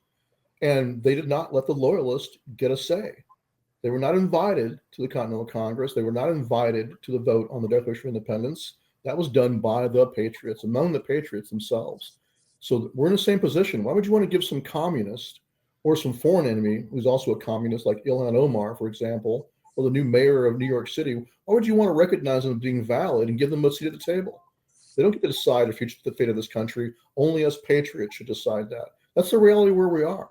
And I consider any American citizen who has adopted Marxism to have renounced their citizenship and no longer be part of our body politic. They just aren't. They're domestic enemies of the Constitution. I agree. Just like the loyalists at the time of the founding fathers. They shouldn't have a vote or a say. You know, the biggest problem, or one of the big problems that we're facing with that is the younger generation. They're just not being educated. And I know you hear this so often, it kind of sounds like a broken record, but they're like, these kids are indoctrinated. They're not educated. And it's very, very true. None of them understand. I hear them all the time go, oh, we want universal health care and we want this and that. And I'm like trying to explain to them, our debt is $38 trillion. 38 trillion. Where are we getting the money at? Like, unfortunately, my mother's generation spent my wealth, my daughter's wealth, my great-grandchildren's wealth, their great-grandchildren, it's gone. Like, the money's been spent. And these kids just don't they conceptually do not understand. If you keep printing money like the way we are, we're going to create a debt spiral. And I personally feel we're very close. I don't know where that magic number is going to be, but we're doing the stuff where we're borrowing to basically pay the debt that we're borrowing. And if you look at, like, you know, people ask why do we fund Israel, or why are we giving all these monies to these countries? Well, because these countries that we give the money to, well, they'll take part of it and then they'll buy U.S. treasuries with it. And so we're basically backing up our debt with additional debt. And at some point, it's going to come unpegged, and the dollar will come unpegged. And I even was joking around about it. The last time I went from Texas to Kentucky, a gas station sandwich was $5 because I was arguing inflation. I said, I never in my lifetime thought I would see a gas station sandwich $5. This last trip to Kentucky, it's $6. So that means within my last 2 trips from Kentucky, the purchasing power of the dollar, the PPP, went down 20%. I think we're very, very close to something happening financially. And I also kind of wonder, I also kind of wonder, are they trying to put us in a position where, we're going to get in a position where you can't even fill your tank of gas to go to a protest? Like, if you want to do things politically, you won't even be able to fill your gas tank up because, it's going to cost $500.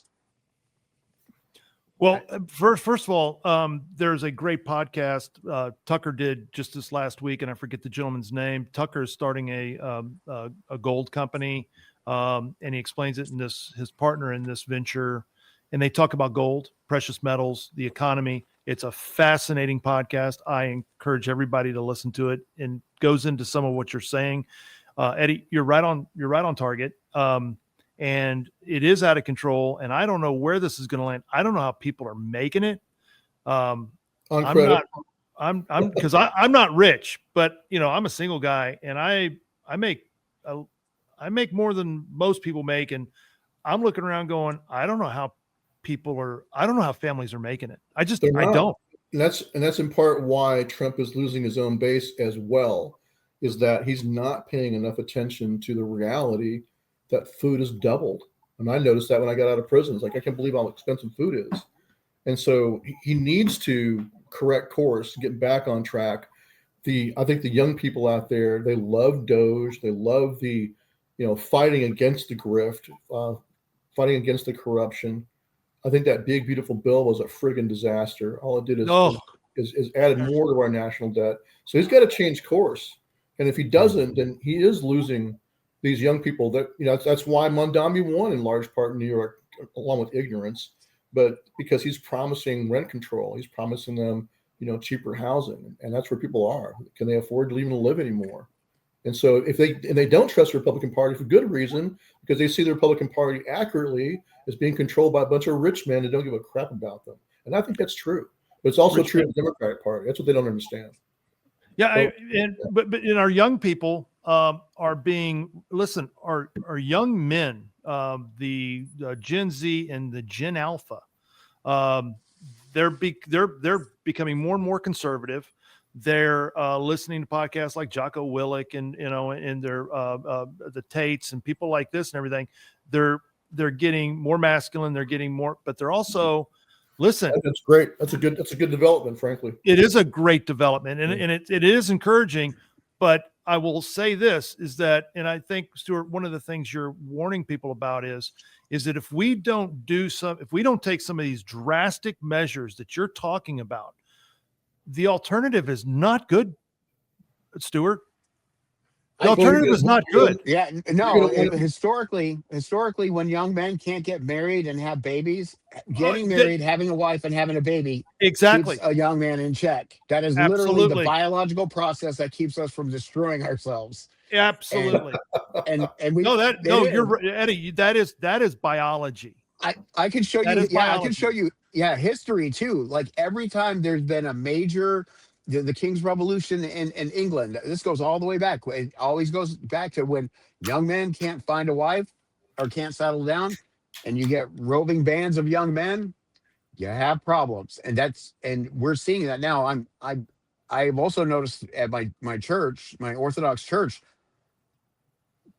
I think in 1 year the number, I think it's almost doubled the amount of people that are going there, and a good chunk of them are young men. Okay, Eddie, let me ask you a question.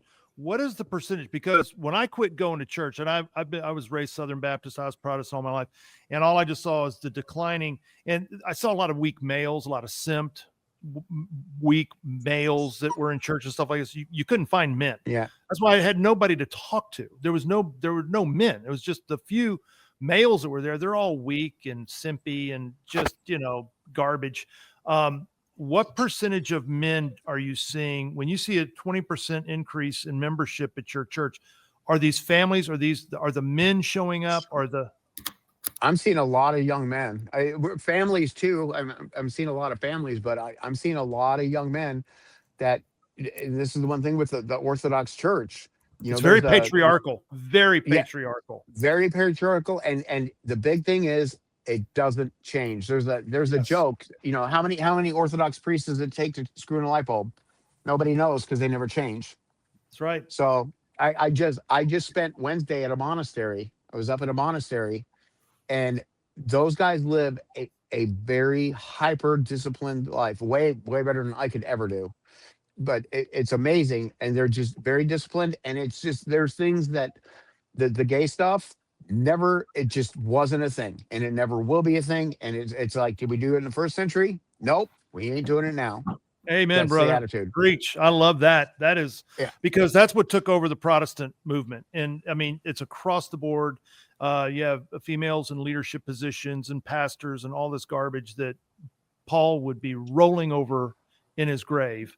But the Orthodox is the only Christian, that have maintained from the beginning. This is the way the original church was set up, and they haven't changed.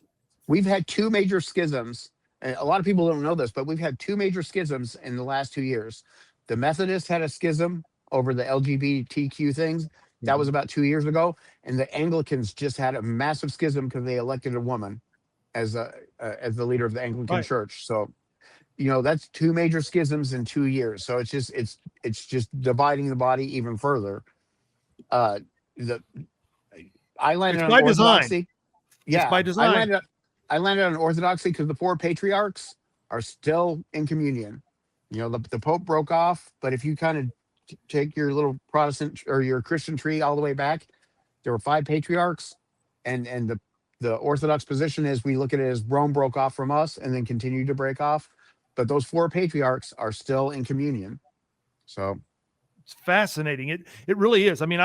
To be honest with you, my introduction to Orthodoxy was through Rachel Wilson's book, her Occult Feminism. If you haven't read that book, I highly recommend it. It is eye-opening. And her and her husband, Andrew. Do y'all know Andrew and Rachel Wilson? Have you seen them on Twitter or social media?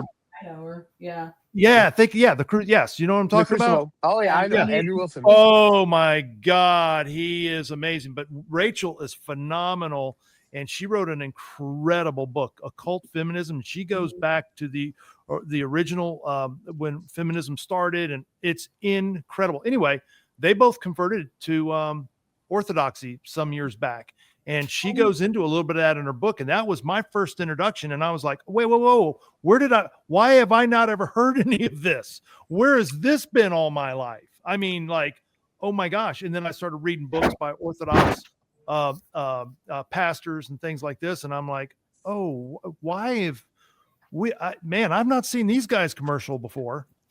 Josiah Trenum is a good one to follow. He's out of California. Josiah Trenum.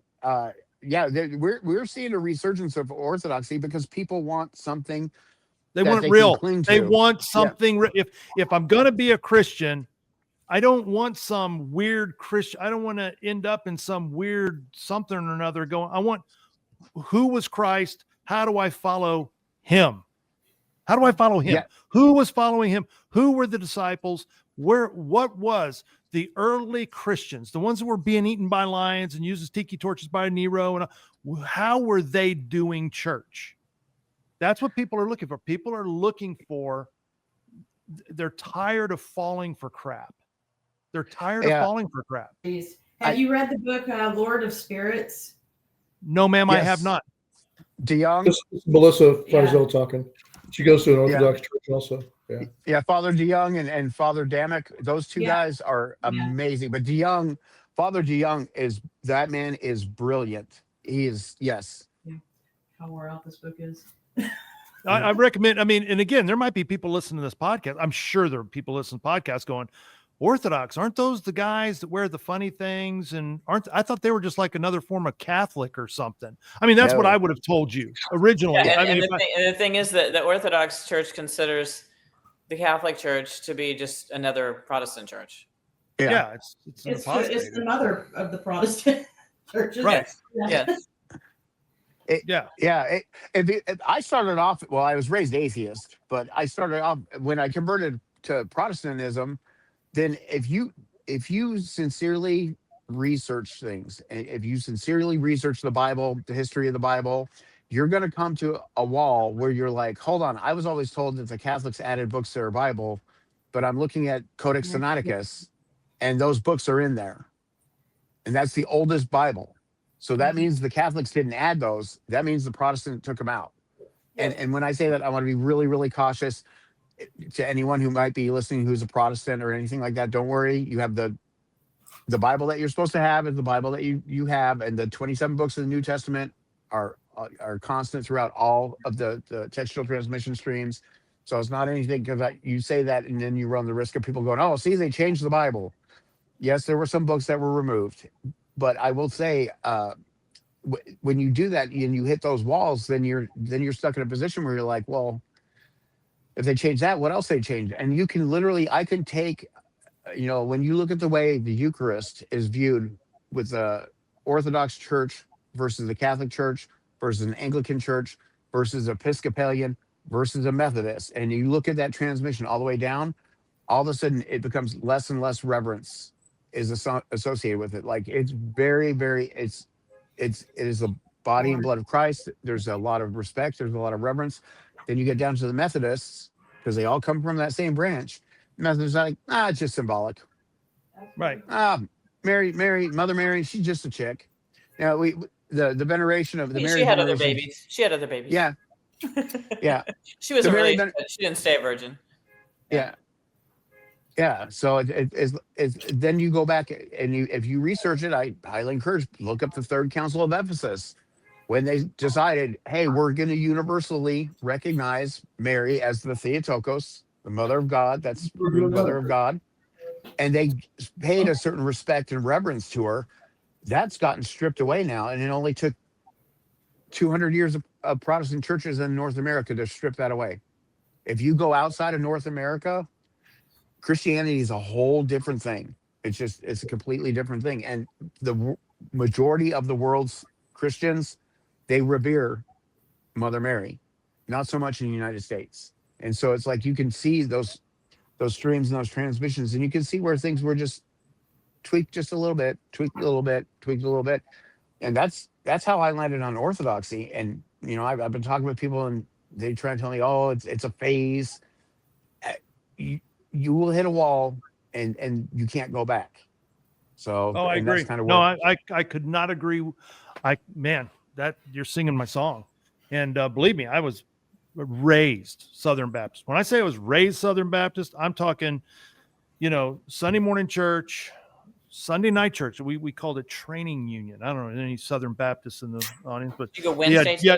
yeah, the training union, which was kind of like the Sunday school for nighttime, and then you know go to Sunday night church. Wednesdays, 5 o'clock, dinner on the grounds. They serve dinner. Then you go to either your RAs, your GAs, your choir. They have prayer meeting, and that's Wednesday. And I mean, I was in church if the doors were open. I mean, there was no, you felt bad and you don't go to church, or you decide, oh, let's just take off the weekend. No, we were in church every single, so I was raised. My paradigm was set in stone. But then as I watched the churches change, and I'm just like, wait a second, this is out of control. And what is going on here? And the music was what really got me. I was like, there's something wrong with the music. There's something wrong with it. It's feminized. It's emotion. It's just weird. It's weird. I mean, I grew up, you know, singing Onward Christian Soldiers and Joshua Beat the Battle of Jericho. And now it's like, it's almost like this weird, like a Harlequin romance type of, in these, you know, and the worship leaders, and it's all this dramatic. And I'm like, I couldn't deal with it. I couldn't do it anymore. I could not, and I felt guilty about it because I'm like, I can't commune with God because this is just this is too much. And I'm looking around and I'm looking, all these guys in here are a bunch of fags. I'm sorry, but they're just yeah. And the women on the stage are looking like Candace Baker, and you know. Well, yeah. Oh, well, if you go down the road with the charismatic movement and all that, that's a whole nother wicked bunch of crap. I mean, I'm just talking about your everyday, and I've never been to like Presbyterian, or my brother is a Presbyterian preacher, believe it or not. I don't know how that happened, but anyway. But the whole point was, it was like I just didn't feel welcome. It was like I couldn't be a part of it. There was nothing there for a man.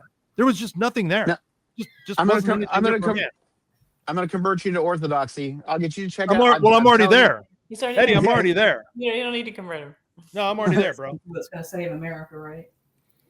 Yeah. Well, so we're seeing multiple points converging. Like you said, you've got red pilled or even black pilled young men who are realizing that the current system is not for them.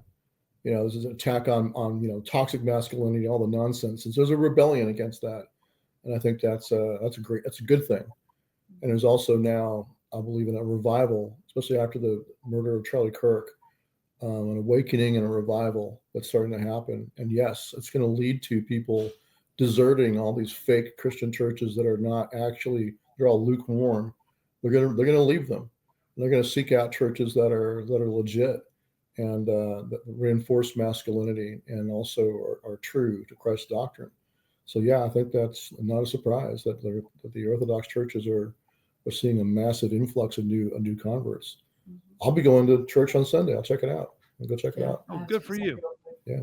Good. Go ahead. Okay. I hope the same thing. Go ahead. Melissa's going to give it. Yeah, real quick. So comment. actually, Stewart will be at my parish both tomorrow night at 4:30. For anybody else in the area that would like to go, I'm going to be blessed as a godmother for the first time. Where is that, Melissa? Give a shout out. Where's St. Andrews and Lockhart? Lockhart, Texas, right? Mm-hmm. Yep.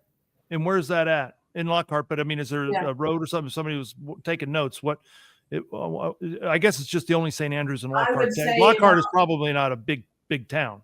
20 minutes north of I-10, and it's west of Luling. No. Okay. All right. Gotcha. About 20 minutes south of San Marcos. And what time is it? I got an open mind. I'll go check it out. So that's 4:30 tomorrow, and Yeah. Yes. Stewart will be attending his first liturgy there Sunday, so that'll be an experience. And It's I just very wanted to different, jump sir. in. It's very different from what you're used to. Yeah, That's fine. I'm okay. it's awesome. It's awesome though. And I just wanted to say one thing on real quick before I get out of here on the discussion on civil law. So, what is superior to civil law? Divine God's law. Who Yeah, is the proper authority of the divine law? The Orthodox Church. The church. The church. Well, but I want to go back to my point earlier and Charlie Kirk's point is that from the founding, all state constitutions mandated that a person be a practicing Christian to hold office. And his point by making that is that this is like John Adams said in that famous response to the militiamen in Massachusetts, this is a government designed for moral and religious people only. It's unfit for any other. And that was Charlie Kirk's point. Wish we could play that clip. But he said, if you're not a Christian country, you're no longer, You can't be free. You can't be free. You're not going to be right. You're not going to be. Our constitutional republic is meant for Christians. Absolutely. And if you're not a Christian people, you're no longer going to be free. That's right. But one of the points to that, Stewart, if I may, and I'm glad you brought that up because I'm going to give you an example. Shortly before World War II, well, after the Depression, the Great Depression, and then up until the 1950s, early 1960s or so, these suburbs, it was a new thing in America called suburbs, and it started up in the Northeast around like cities like New York and Philadelphia and stuff like that. And they started these suburbs, and they were called Levittown. I guess the builder, the designer, or whoever created was somebody named Levitt, and they were suburbs. And it was the first time America had ever seen anything like this before, and they were building all this because the economy was booming and all this. And did you know if you had a home in one of those Levittown suburbs, and you bought a home, if you were to have one of those homes built by one of the builders, that door locks were considered an upgrade. Most of the homes had no locks on the doors. And the reason for that is that America used to be a Christian nation. See, one of the things you hear all these, and again, hey, I was a Houston cop. I'm not anti-cop, but I'm not pro-cop either. And what I mean by that is this: you're not a free nation if you have to have cops on every corner. I'm not defund the police. That's not what I'm saying. I'm not saying. What I'm saying is the reason why you have to be a Christian nation and be able to discipline yourself and take care of yourself and not, covet your neighbor's stuff and all this. We were never designed to be a nation just full of law enforcement. That's not a free nation. And the only way you can do that is if you're a Christian nation, a homogenous Western European / Scandinavian Christian patriarchal culture, how America was founded. When you bring in other cultures, other religions, you destroy it. And now here we are. This is what happens. So now you have to deal with the reality of where we are. So that's why that's why I brought up the founding generation. There was a split. The loyalists were not given a vote. And when they were defeated, most of them left the country and went to Canada or to England. That's why you had like Ben Franklin's son. He went to England. Yeah, exactly. And never saw his father again. It was a great divide that happened. And that's happening in our country right now. I'm not saying close the door, and no man's beyond redemption, or no woman, but I'll take the sincere walk-away Democrats like Tulsi Gabbard, for example. I'll take them, but yes. Otherwise, though, if they're spouting Marxist ideology, I can see them as victims. They've been brainwashed by their high school teachers and then of course their college professors. I can see them as victims of the propaganda, but still, nonetheless, they're people that are now in open rebellion against our Constitution.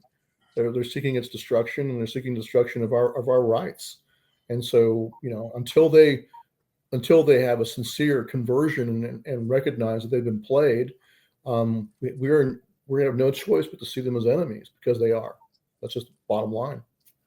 Well, they've made themselves the enemy. We didn't make Right. them the enemy, Stewart. Right. In fact, we were kind. We were, we were accommodating. The very worst thing that we were tolerant. And again, this is part of the feminization of America, is that, tolerance was looked at as being good. It's being virtuous, when in reality, tolerance is of the devil. Tolerance is satanic. There's nothing in the Bible that talks about tolerance being good. In fact, the Bible is just the opposite of tolerance. Forgiveness is taught in the Bible, but not tolerance. There's no tolerance. God is not a tolerant God. In fact, it's pretty obvious that God is anything but tolerant. And we bought into this message of tolerance and tolerating people's differences. No, he's not different. He wants to stick his wiener in that man's butt. That's not being tolerant. That's freaking evil. That is disgusting. That is decrepit. That is just horrible. And we don't tolerate that. And people like that should either be shunned or whatever needs, but society cannot accept behaviors like that. Deviant behaviors cannot be accepted and cannot be condoned or tolerated. Period. Yeah. Speaking as the theologian on the panel, something else, and to my Protestant brothers out there that might be listening to this, I love you. But the Antichrist is in every book of the Bible and under the sun with the Protestants. And the reality is, if you actually read the Antichrist passages in the Bible, the ones that are in 1 John and 2 John, that's really the only place that it appears. We have to let John, he wrote the book. Let's let John define what the Antichrist is. And John says very clearly, the Antichrist is those that deny Christ came back in the flesh, right? The return of Christ. If you read the Quran, it says Jesus wasn't crucified. He faked him out. That's in the Quran. Fact check me on it. So it's like literally that is the exact thing that John was talking about. And the same thing with to my Jewish brothers, we open the fold. We want you to come into the faith. It's the same thing with the Jews. They aren't recognizing that Christ came back in the faith. And that's where those are just not compatible. You cannot reconcile that. If you have a faith that's built on, our faith is literally built on, we believe that this guy was killed and 3 days later rose again. And then you have this other group of Muslims that said, nah, it didn't happen. That's incompatible. You cannot ever marry those two things. You can't reconcile that. They'll give Christ a backhanded compliment, saying, "Oh, he was a great teacher, prophet or apostle, or not apostle, but like a prophet. Right. Yeah, great teacher." And I've had a bunch of Muslims in prison when I was in prison. they see me reading the Bible and they're like, "Oh, and they start talking about their views, and I know where it's going to go. It's going to go to that Christ was a charlatan. He wasn't really the Son of God. That's what they want to do, is attack it and then try to talk you into becoming a Muslim." So I just shut them down and say, "I'm just not interested, brother." Well, and we've all seen this, but we've got all of these people on the left who are protecting the Muslims, and they are just shocked and appalled to realize that they literally will kill them for being gay. Yeah. And those can't be reconciled either, but they don't care. Well, I mean, they're being tricked by the Muslims who are claiming that's not true, but it really is true. Yeah. When they had some of the ecumenical councils, this is why I always encourage people, like, read your church history. Don't just read the Bible in a vacuum. Read the church history that went along with it, because there were moments in church history, like Saint Nicholas, the same Saint Nick that we named Santa Claus was at an ecumenical council, and one of the people had said something he considered to be a heresy, and he punched the man in the face. He literally drilled him. Yes. That's Christianity. There is a point where you can say, like, I'm going to tolerate it to a point, but then you know what? And we as Christians have been too weak for too long. And now it's like, no, you know what? I'm not going to tolerate that. I'm not. It's the turning of the tables in the temple. Yeah, exactly. Well, that's you're right, Eddie. That's part of the feminization of the church that happened in Protestantism. And that's because, females took over and they became very egalitarian. And because that's what women do. Women raise babies. And when they're fighting over a cookie, she makes sure they both get a cookie. And for 1 and 2 year olds, That's wonderful. That is a great lesson to learn. After they turn 5, then life has to start happening. And then that comes from the father. And so when you treat adults like 2-year-olds and try to be egalitarian and fair and tolerant, it opens the door to all kinds of evil. And that is what has happened. And that's what I'm saying. It's time for the men to get together and have a big boy conversation. And whether the Muslims self-deport, whether the government comes in and deports them, or we crusade them, one of the 3 options has to happen, or America falls. That's true across the entire West. That's right. Yeah. Real quick. And this is something this is how we got ourselves into this situation, taking it back to biblical terms. Jesus said, if you have 2 coats, you give your coat to the other man. Jesus did not say, if you have 2 coats, form a government, have that government take your coat by force and give it to that other guy. Right. That's antithetical to the whole thing. So when these people are like, oh, everyone loves hippie Jesus. No, that's not what it is. Not hippie Jesus. Like Jesus laid out the rules. He laid out the rules and said how we're supposed to be doing things. And then it's up to us to do it. So it's up to us to willingly give our coat, not have it taken by force. That's nowhere in the Bible does he say, form a government and have that government take your coat by force and give it to this guy that doesn't have one. I promise you, it's not in there. I looked. So here's what happens. You're referring to the welfare state, especially like EBT cards and welfare, and whether it's Medicare, Medicaid, Social Security, welfare, EBT. And I know all my boomer brothers and sisters lose their mind when I talk about Social Security. But hey, listen, man, if you're getting a check from the government, you're in a bad situation. Here's the deal. When the government, the only way, so for instance, if your brother needs a coat and you have an extra coat and you give your brother a coat, a couple of things happen there. You have 2 people involved in that voluntary process. Who's being blessed in that, within those 2 people? Who's being blessed in that process? Both of us. One Both. of us is being blessed by yes. Bingo. Okay, this is key. Both are being blessed. Both. Now, when the government steals your money and gives it to somebody else, who's being blessed? Nobody. Because here's the bottom line is, you've now made a thief out of somebody. If somebody takes something that is stolen, what does under the law? Okay, Stewart, you're the lawyer here. If I steal a TV and I call Mel, hey Mel, I got your Christmas gift. What'd you get me?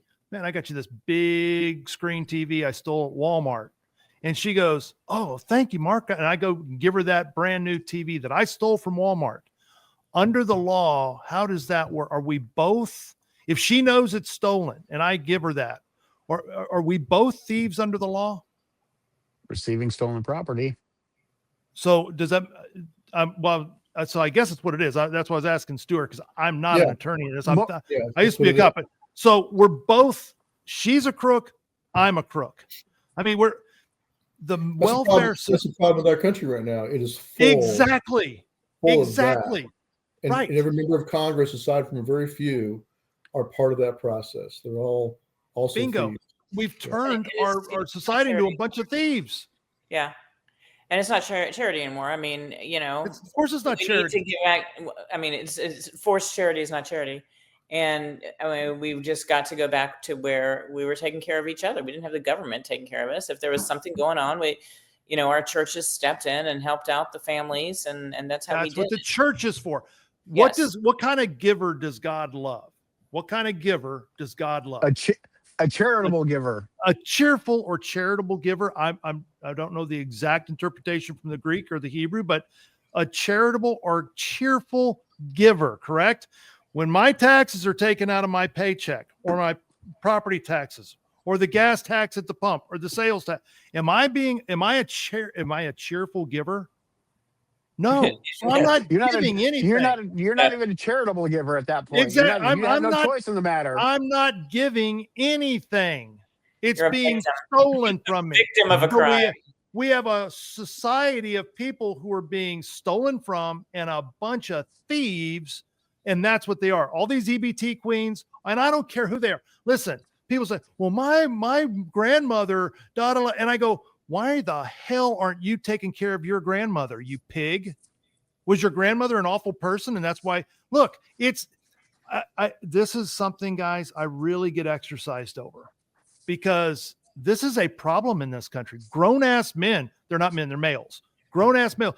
Well, my mother's, she's on a fixed income and she can't afford groceries. She needs EBT. What kind of son are you? You'd even say that out loud? That you're an embarrassment. You have a mother that is dependent on the state and you're alive? What the hell? What is this? Why what have we learned to accept in this country? That's not American. You might be a U.S. citizen, but you're not an American. And here's the other thing. People say, well, there's a lot of old people out there that they can't.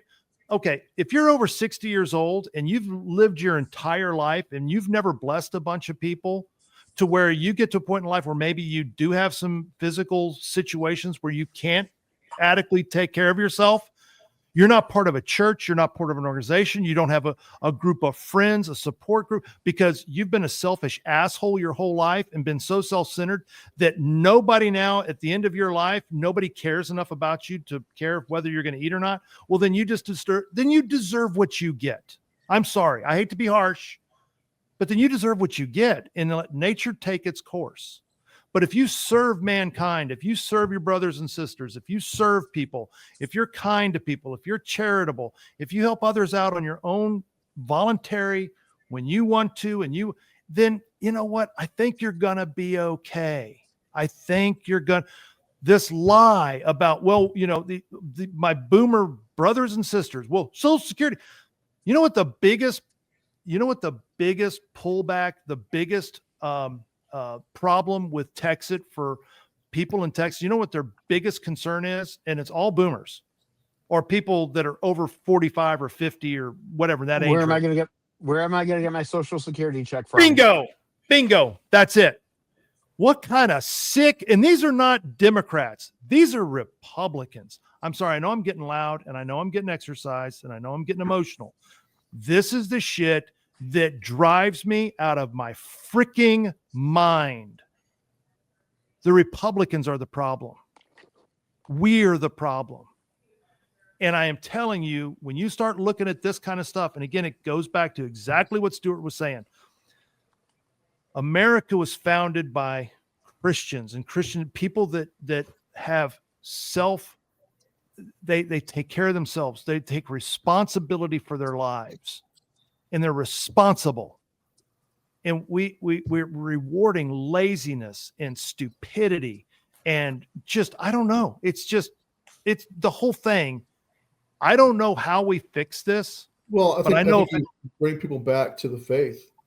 And yes, when you do that, though, you can't tell, I'm going to disagree with you. You can't tell some pensioners on Social Security, well, I don't want to hear it because you shouldn't be getting Social Security at all. What you do is you bring them back into the faith and you have the church step up and take care of those people. Even if, and like I said, no one's beyond redemption. Bring them into the fold and they can volunteer at the church and change their ways. And now they're becoming a net positive to your local community. And in that, I'm open to that. I should have been more clear. I agree with you, Stewart. That's my point. It's like, instead of looking for handouts and instead of looking for Social Security or whatever, what are you doing for others? What you can serve, who's that Nick guy, the guy that he's the motivational speaker. He doesn't have any arms or legs. He wasn't born with Nick. Y'all know who I'm talking about? You see him speak. He's a Christian. I know who speaker. You're talking about. Okay. He has no arms or legs. He was born without arms and legs. He has no arms and legs, just NIC, whatever's his last name. It's like Czechoslovakian or something. But anyway, he's a Christian and he speaks to schools and kids and he travels the world. He married a beautiful, smoking hot woman. He has a family now. I mean, so when all this stuff about disability and all this kind of crap, I am telling you, it has to stop. And all I'm saying is, if you don't work, you don't eat. And people, I'm all about accepting them in. But people have to start taking accountability. and responsibility. They've got to grow up and they've got to become responsible. If not, then let nature take its course. But don't steal my money that I've earned, that I bust my ass for, that I've sacrificed for, because I've been on all sides. I've been homeless. I've had money. I've not had money. I've whatever. But man, holy crap, man, step up and get busy. That's what America is all about. And we've got to start changing this message and just quit giving people easy outs here. Anyway, my rant's over. That's just a great message to end on, I think. Like I just honestly, I think that's what people need to carry forward from here.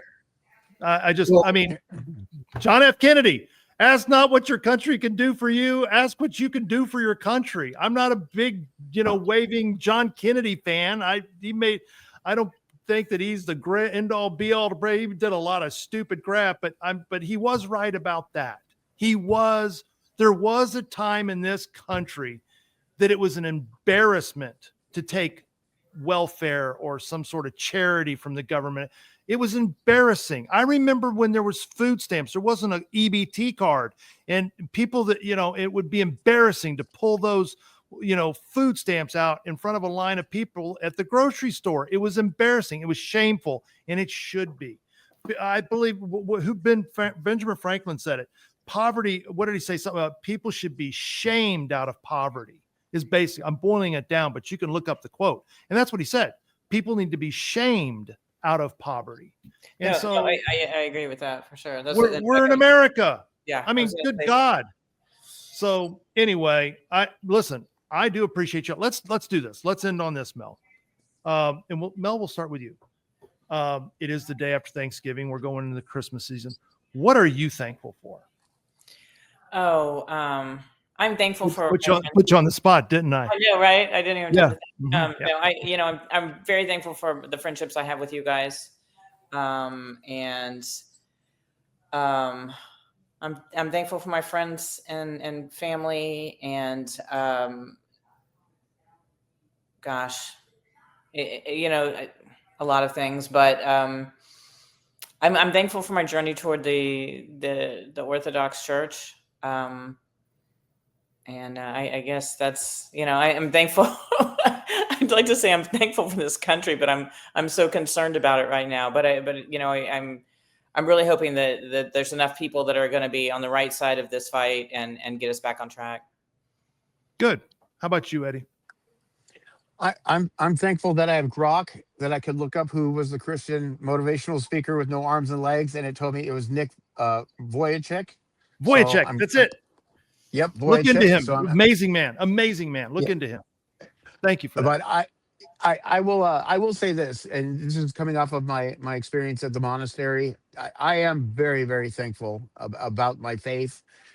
I'm very, very thankful that I was able to have an experience where I went up onto a monastery and spent time with those people. I'm obviously thankful for my family and the people in my life, you guys.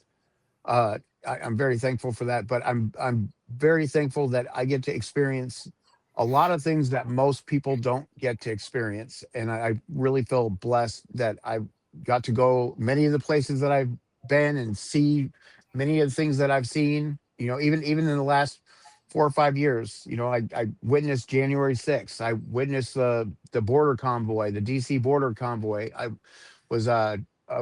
got to witness the bring our border back or save our border rally down in Texas. So I feel very, very thankful that I've been able to have those experiences and I'm really thankful for you guys.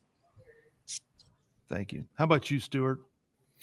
I mean, hey, brother, I'm still thankful that God saved President Trump and Butler, and that then we're able to defeat the fraud in the 2024 election.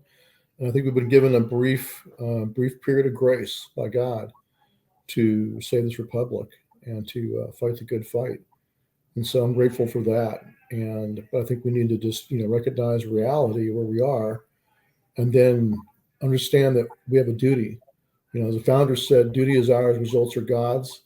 While we pressure President Trump to do his duty, I think we need to do our duty. And just talking to the men out there, your responsibility is to be protectors of your community and providers. So I want to see every church of every denomination with the men coming together and recognizing where we are. And when we pressure President Trump to do his responsibility, we need to come together on our own in every church, every town, every neighborhood, and every town and county, and get ready for the fight that we know is coming. And we can make it, we should be focusing on the terrorist threat. What man means for evil, God will use for good. So let's use the evil of this attack in DC to wake the men up and get them to understand that bedrock function of being a man, being a protector, and come together in your community and be the sheepdogs. Be ready to go. Whether President Trump acts or not, you be ready to act in your local community when the attacks come. They're gonna come. So be ready, not just to protect your church, but also your neighborhood. Because look at it this way. How can you expect any current serving police officer or firefighter or trauma doc or nurse to go and do their job if their own family is not safe? So you have to have robust neighborhood watches that'll protect the homes of your current first responders so they can project out and do their job. That's reality number one.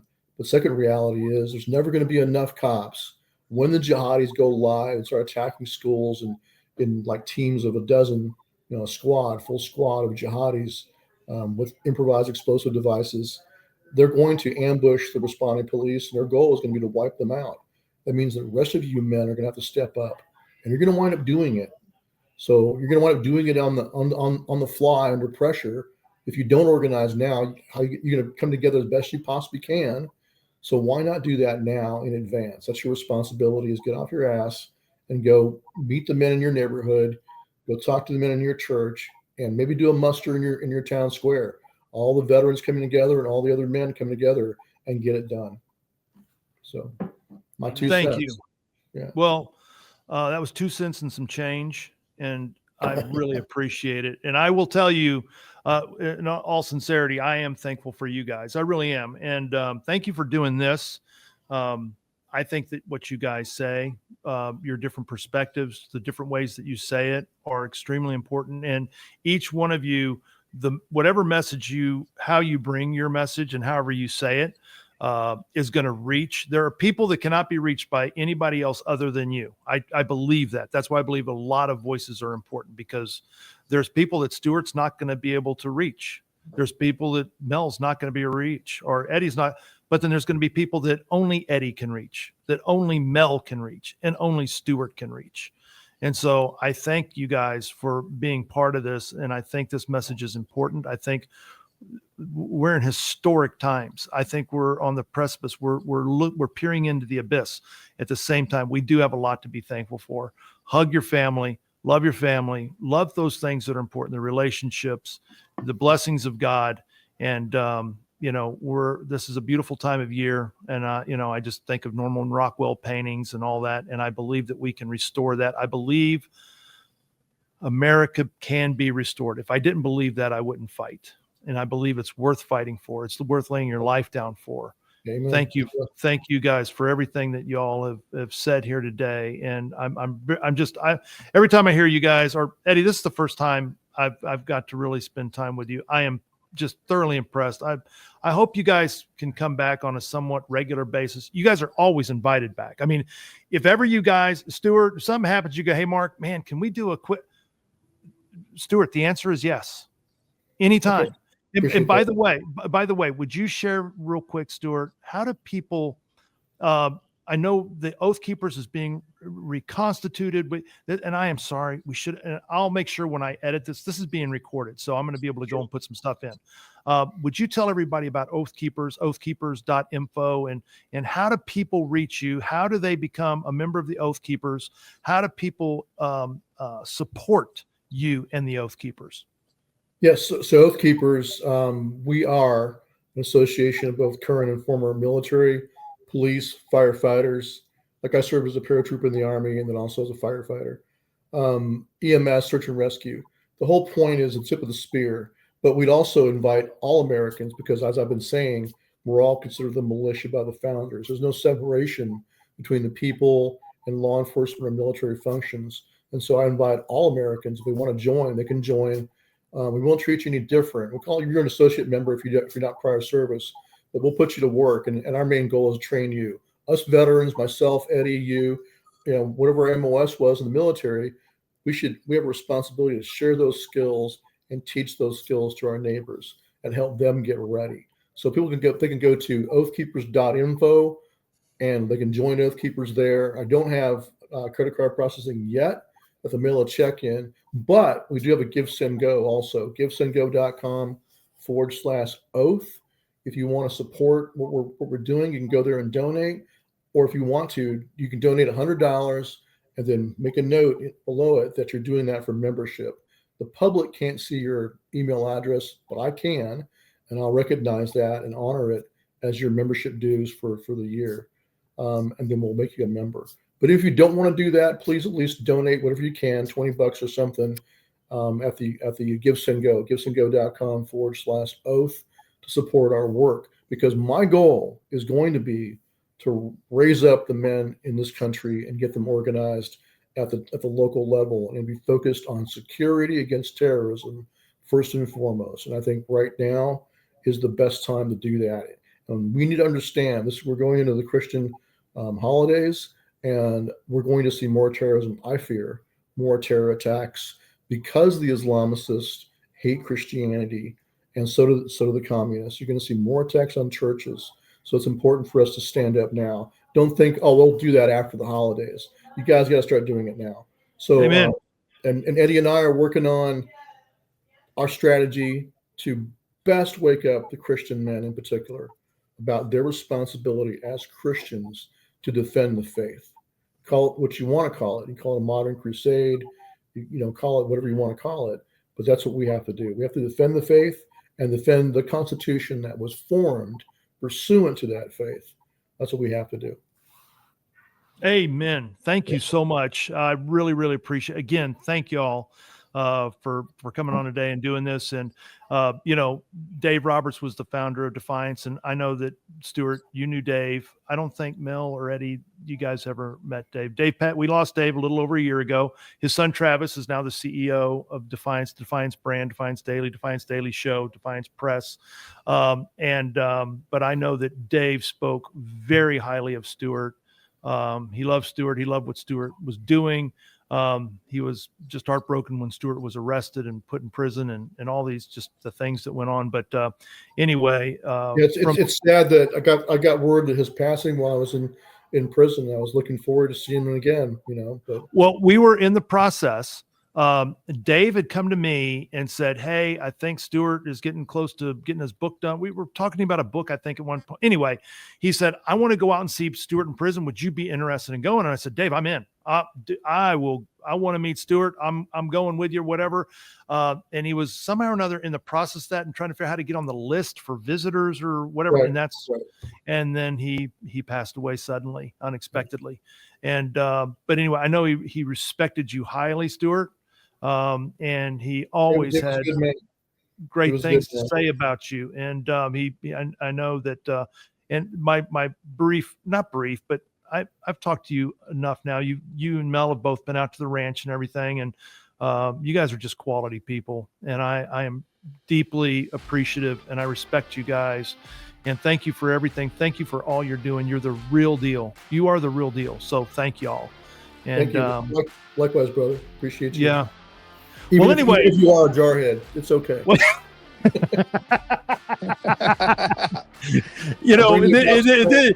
This was pretty heavy, and I tried to drop a couple of jokes. But anyway, actually, Stewart is actually very funny.